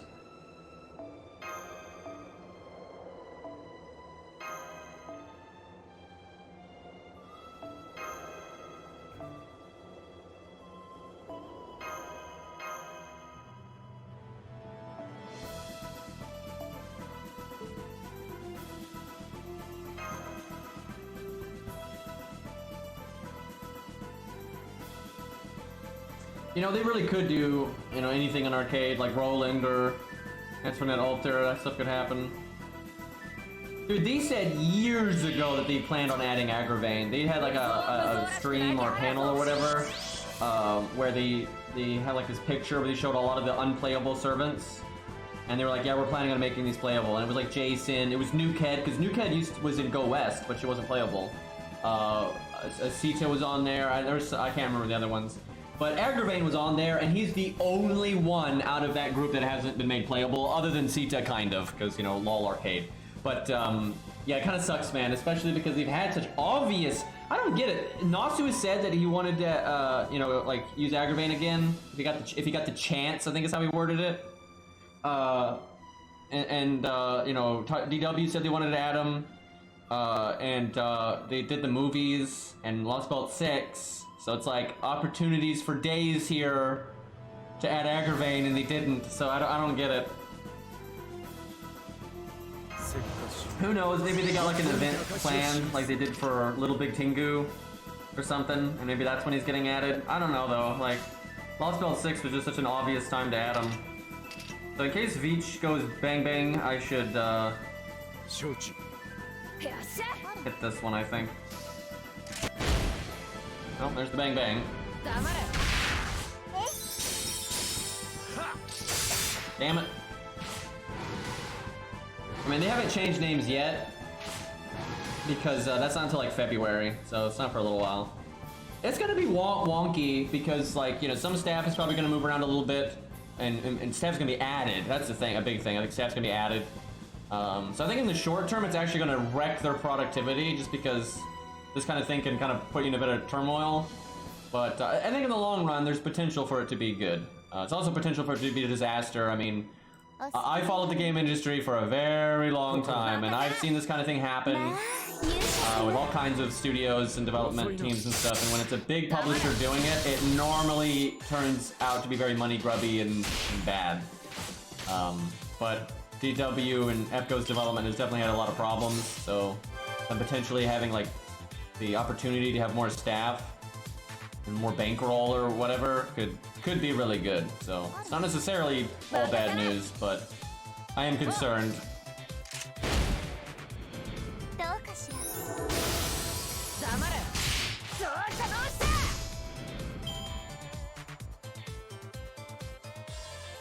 Like, if it was a different dev, I wouldn't really be worried. Like, if it was like a, you know, less big, nasty publisher.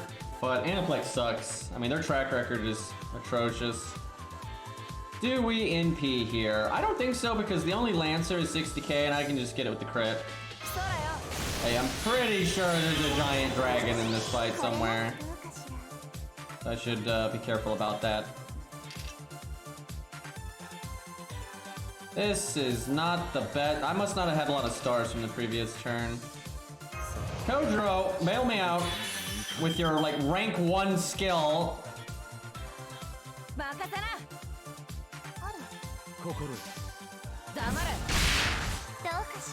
Honestly, I think Aniplex is worse than EA in a lot of ways. Like, it depends. They're kind of apples and oranges. Like, they handle a lot of different stuff. And EA is really bad, but like, look at how Aniplex has handled every single anime release they've ever touched. I mean, it's insane. Like, I mean, it's just, it's insane. Like, EA's bad, don't get me wrong. They're bad, right? They're greedy as ever, and, you know, if they could get away with murder, they would.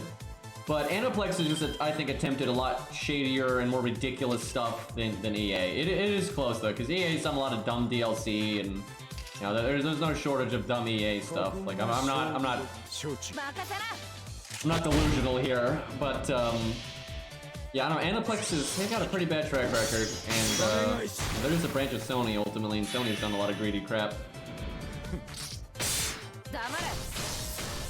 There's not a lot of big devs out there that are good, right? You got some like medium devs and stuff like that, but the big AAAs, you know, the Ubisofts, Activision, EA, you know, Sony, even Nintendo. People like to defend Nintendo, but man, they do so much crap. I actually think Nintendo is really bad. I think they're really bad, and they just have so much good like consumer goodwill and like copium that people just like put it under the rug, sweep it under the rug.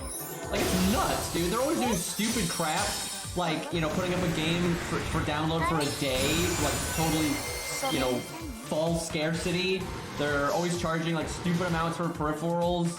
They have a horrible like online policy where they're always like, you know, striking YouTubers because they dared to play Luigi's Mansion, and just they're like stuck in the 90s in terms of business, like the way they operate. They act like it's still the 90s, and they haven't, like, it's not great. Like, yeah, some of their second-party developers that work for them make some pretty, you know, good games, right? But most of the games that they make, that people are like, oh, these are so good, Nintendo doesn't make them. Like, they actually don't make that many games. You know, they mostly, like, buy out other companies, like, it was Intellectual Studios and, Retro and all that kind of stuff, and they kind of like they're basically second-party devs, not first-party or third-party, really. And, that's where most of their games come from. Yo, I remember they used to like not have any like anime boobs, right, or anything like that. They were like, we're trying to be super family friendly, but then they're like, oh shit, we make so much money from this. So yeah, that changed over time.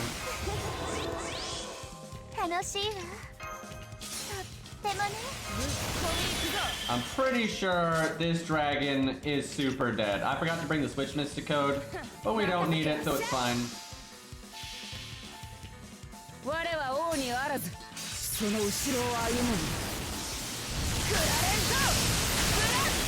Dude, look how weird that looks, the sprite, it's so warped. And like that intro cutscene, that didn't look good either.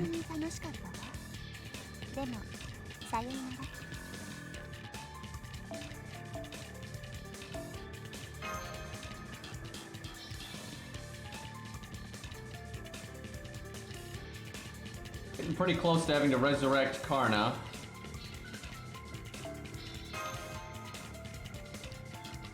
Okay, that's it for this chapter. Yeah, there's only like 2 chapters left, so there's really not much left. I think we might resurrect Karna now, actually. Then it's the Limbo Gajuna fight. Which again, I'm gonna do that next stream. I want to be awake and feeling good and all that, because that's a thing. But we'll get to it. We'll get up to it. Alright, we got... Nope, this is definitely not the Karna stage yet. This is trash mobs.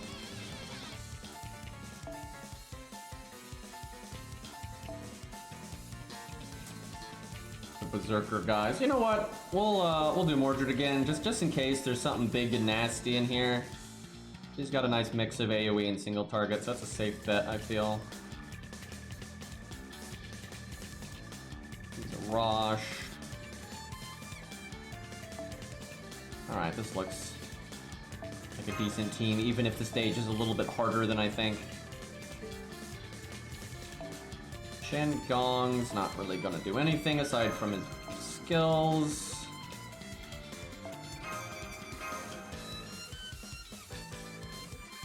Alright, that should be fine.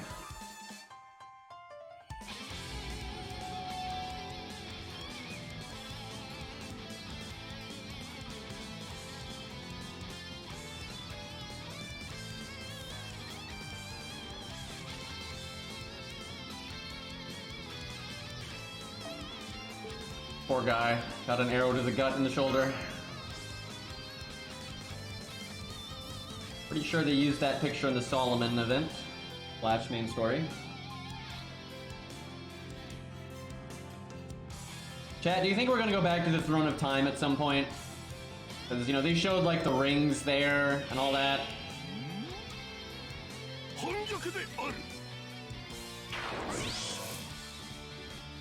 I know it's like implied that Arcade isn't like an alternate FGO, it's like an offshoot timeline that happens after 1.0, right? Like the Guadia stuff happened, right? And then like someone else, like another bad guy, went to the Throne of Time and has kind of started it over, and that's like the Arcade thing, and like things from like the regular game kind of bleed into it.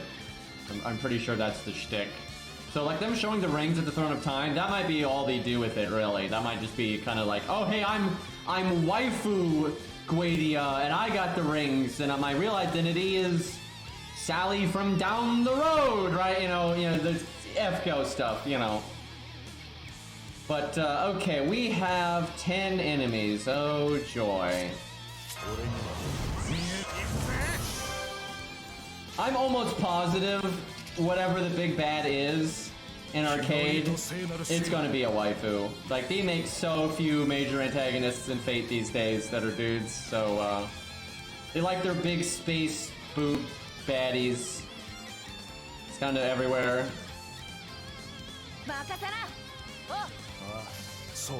I would be very surprised if the Arcade baddie is a dude.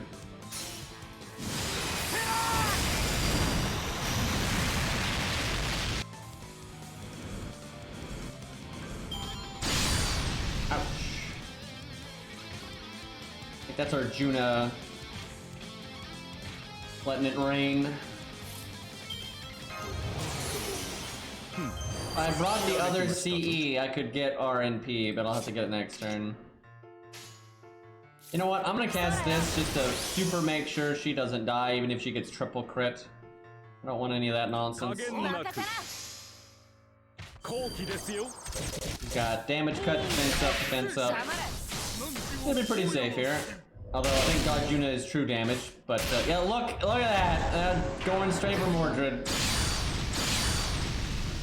And then Arjuna only shot Mordred, even though it looked like AoE, it only hit Mordred.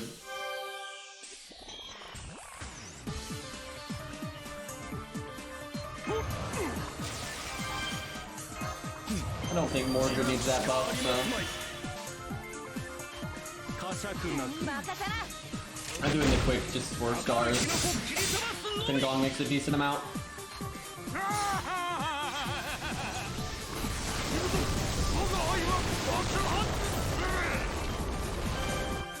Not Sally, I trusted her.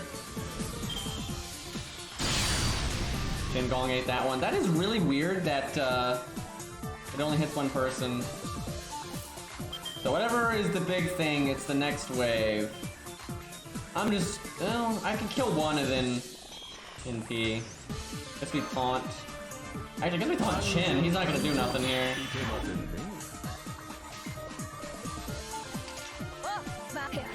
Could have killed the 38k one to be safer, but they shoot got this. He's level 100 for crying out loud.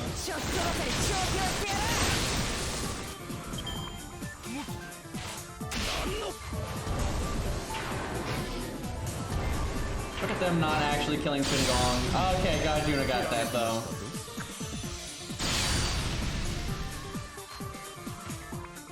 Boy, that doesn't do anything for me. I don't need it though.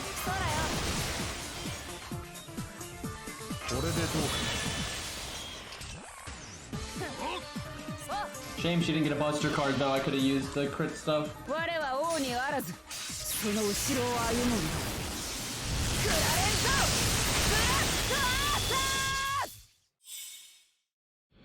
500k, not bad. Why did he have to do that at the end? The stage is over. That's just being petty. I wonder if that can kill you, and if you die if you lose the stage. It'd be hard to set that up because it's such an easy stage, but still. It can kill. I wonder if you lose the stage. Sometimes stuff like that won't kill you though if it's the final turn. And also, a lot of times it won't kill you if you switch screens. That's actually how FGO has kind of always been, like, if you have a big dot on you and you switch screens, it'll take you down to 1 health, but it won't actually kill you. And there's been other gimmicks similar to that has been the same way, but been a little inconsistent. Okay, this is probably Karna Resurrection. I think Limbo is right after this stage, off memory. Man, ugh, if I had just gotten good sleep, we would do this tonight. And we'd roll for Asclepius tonight. But, well, it'll be tomorrow, and, you know, we can, like, it'll be a whole thing, right? Well, it'll be nice not to be rushed. We can sit down, do the bosses, you know, take it seriously, and then we'll roll, and we're gonna have quite a bit of SQ, so I'm excited. So this stage is kind of pointless, and it probably should have just been a cutscene, but, what are you gonna do?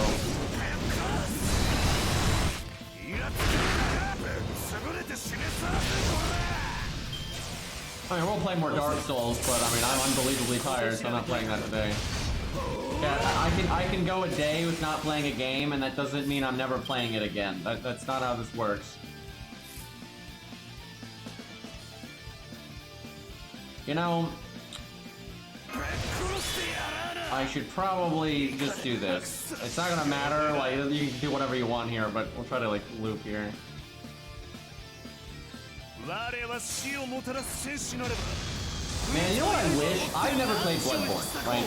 Because I didn't have the console it was released on, and I wasn't gonna spend that much money for it. And I've never even watched the playthrough of it. I've watched the PvP and stuff like that, and I've heard people talk about, like, the mechanics of it and all that. But I've never played it, never watched someone play it. So I'm like, you know, it'd be pretty cool to play Bloodborne, you know, while I'm waiting for Elden Ring, but it's still not out on anything, so can't actually do that. But it'd be cool if I could, you know, maybe someday. I feel like what's gonna happen is Bloodborne on PC or whatever is gonna come out way after Elden Ring. Yeah, I know about the PvP and it's awful. There's like 3 guys out there that are in copium that try to act like the PvP is amazing in Bloodborne. It's terrible. Not only is it terrible, but it's so hard to do it. You have to deal with the stupid Bell Maiden and all that crap. It's so bad, and it's just so much dodge spamming and randomly throwing out gunshots trying to get a parry. Like it's big yikes. And Tales of Arise really lost my interest, man. I do want to play it again at some point, but. And it's such a shame because it's so close to being such a good game. But it's just the enemy design sucks. And I don't mean in terms of what they look like, I mean in terms of their movesets. All of the enemies have terrible movesets that are either boring or cheap. That's like all it is. And so they don't, the enemies are, if you have a more actiony combat system like Arise has, you need good enemies to play off of. And like the enemies just suck. I mean, it's lame. It actually makes it worse when you've got like this good combat system just sitting there and you don't have, it's not, the other side of it isn't there, right? So it just, It doesn't work. I really wish that wasn't the case. And the story, I honestly don't mind the characters, but the writing is bad and the story is bad. And what I mean by that is like the character concepts, what they're about, what their motivations are, it's all fine, right? No issues with that. The character design's fine, the voice acting's fine, right? But the actual writing, like the scene-to-scene dialogue is not particularly good, and the overarching story is quite bad, so that game is, it's a mixed bag. On the one hand, I'm very happy that it exists because I think it's a real step forward for the series in terms of the combat. And I think if they refine it, it could be really, really good. But the flaws are a real issue.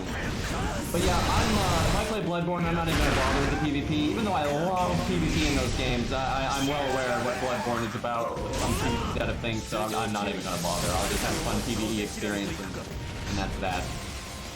But yeah, we'll see. I definitely want to play it. It looks quite interesting to me, and it's been out for so long. I know it's a little about the PvE. I know there's a werewolf boss and the shrieking, cleric beast. It's kind of hard not to know about that one, but in terms of like anything else beyond that and the actual gameplay, I don't know the move sets of anything. I don't know the level layouts. I have no idea. Puzzles in games just depends on the game, right? In some games, it's completely out of place and will like really slow down the action and it's terrible. In some games it's a nice diversion to kind of mix up the gameplay, and some games are puzzle games and they're like really interesting brain teasers and stuff. So it just depends, right? So like I think like Darksiders 1 and like Zelda games a lot of times they do a good job with puzzles, and like Zelda games are actually more focused on the puzzles I would say than the combat. Well, that may have changed in recent years, but yeah, it just depends on the game and depends on how the puzzles are. So I take by case basis for sure.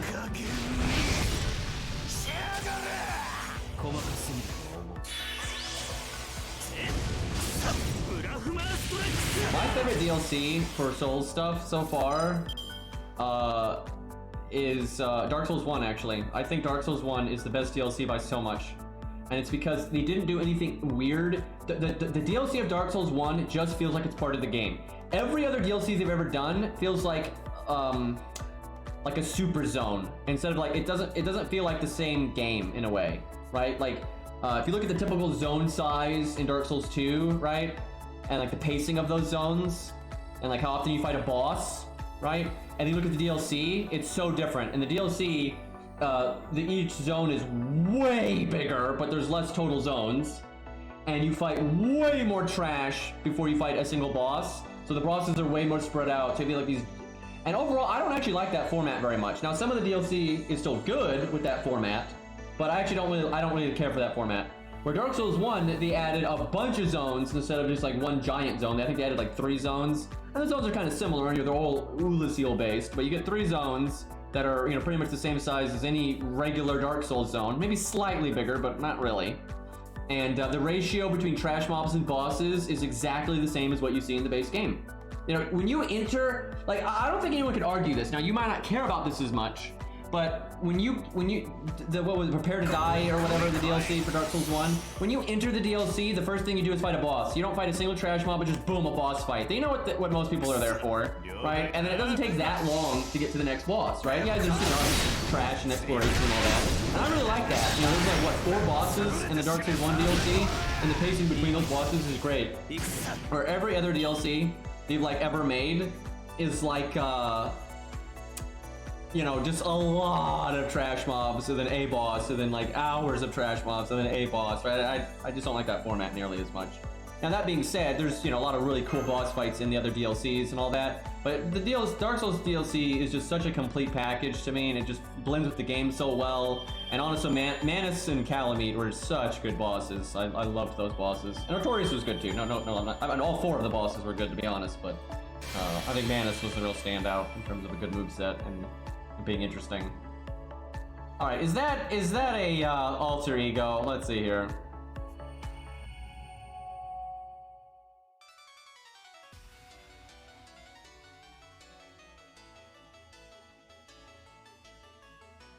I hate when you have to watch story before you see the team screen and all that. But yeah, I think this is Limbo and Gajuna. Yeah, there it is. Oh man, I've been kind of scared of this stage. I knew this would be like a problem for this account quite a ways back, but we will do that tomorrow. And then hopefully I'll beat Lostbelt 4 tomorrow. And we will get to roll for the Snake Doctor and also Bedivere and Ushi copies and all that. So I'm pretty excited for this. But we will save that for next time. Got 35 tickets, 600 SQ. We'll probably get a bit more SQ for beating Lostbelt 4. I think we got it. I think we'll get the Snake Boy. Not that hard. Stheno solo Gajuna. I don't think so. Real quick, let's the actual Gajuna fight. I've done that on many accounts, and I actually just did it on NA when Lostbelt 5 came out because I had forgotten that I'd beaten it, but then I didn't let the stage complete, so I had to beat it again on NA a few weeks ago. And I beat it easy. I always beat it easy because I always just level the taunts. If you use the taunts properly, it's like an easy win. This account though hasn't leveled all of the budget taunts. So I'm not actually sure if the final fight with Gajuna is gonna go that well. We'll see. We got David, that's good, and we do have an esports Bin-K, that's good. We got George, that's good. We got Mash, that's good, but we don't have Leonidas. And you could use like Gareth or something, but I don't have Gareth either. And you could kind of use Qingong, but he's not as good. But that's what we're probably gonna have to do is do like Qingong or something. So that fight might be a bit of an issue. You know, we could use Martha instead of David to just buff Karna more, but I actually like David's evade there for the first NP. So I'm not sure we would actually want to do that. We'll see though. You could sneak in some crits. If there's a way to keep... I don't know, we could try that because we don't have Anniversary Blonde. I could not remember the names. We don't have the Mystic Code Anniversary Blonde. So a way to get Karna to crit could be Martha instead. So maybe we try to make that work and we try to survive that first NP a different way. That means we wouldn't have guts at the end though. Oh boy. That's gonna be a fight. Not having Anniversary Blonde, that's actually quite bad when I think about it. We're gonna have to go faster if we don't have guts. It's a shame. If I could just roll, I'd probably get the rare prisms I need to get Anniversary Blonde, because it doesn't need to be ranked up really. You just need the guts. And I could get it right now if I wanted to. There are things I could burn, but I'd just rather not right now. Because like, even though we're not going to use Herc because we have the Herc account instead, you know, that's a rare prism. There's Vlad, there's a rare prism. I think that's enough. I think you only need 4. And we got the Snake, so that's 5. I could get it. I could get it.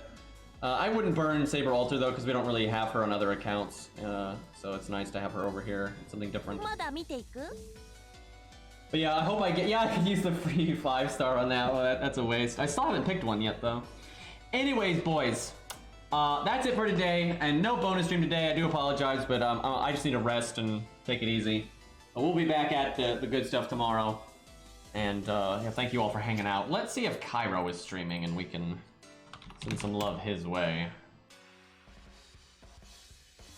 He is. He is not playing FGO though. He's playing Dead by Daylight, but why not? We'll raid him. Not a lot of people playing FGO right now, anyway. Even Toho is playing that Blue Archive game, which I know nothing about other than the fact that the characters are only waifus, so it's no good. Anyway, peace out everybody. I will catch you all tomorrow.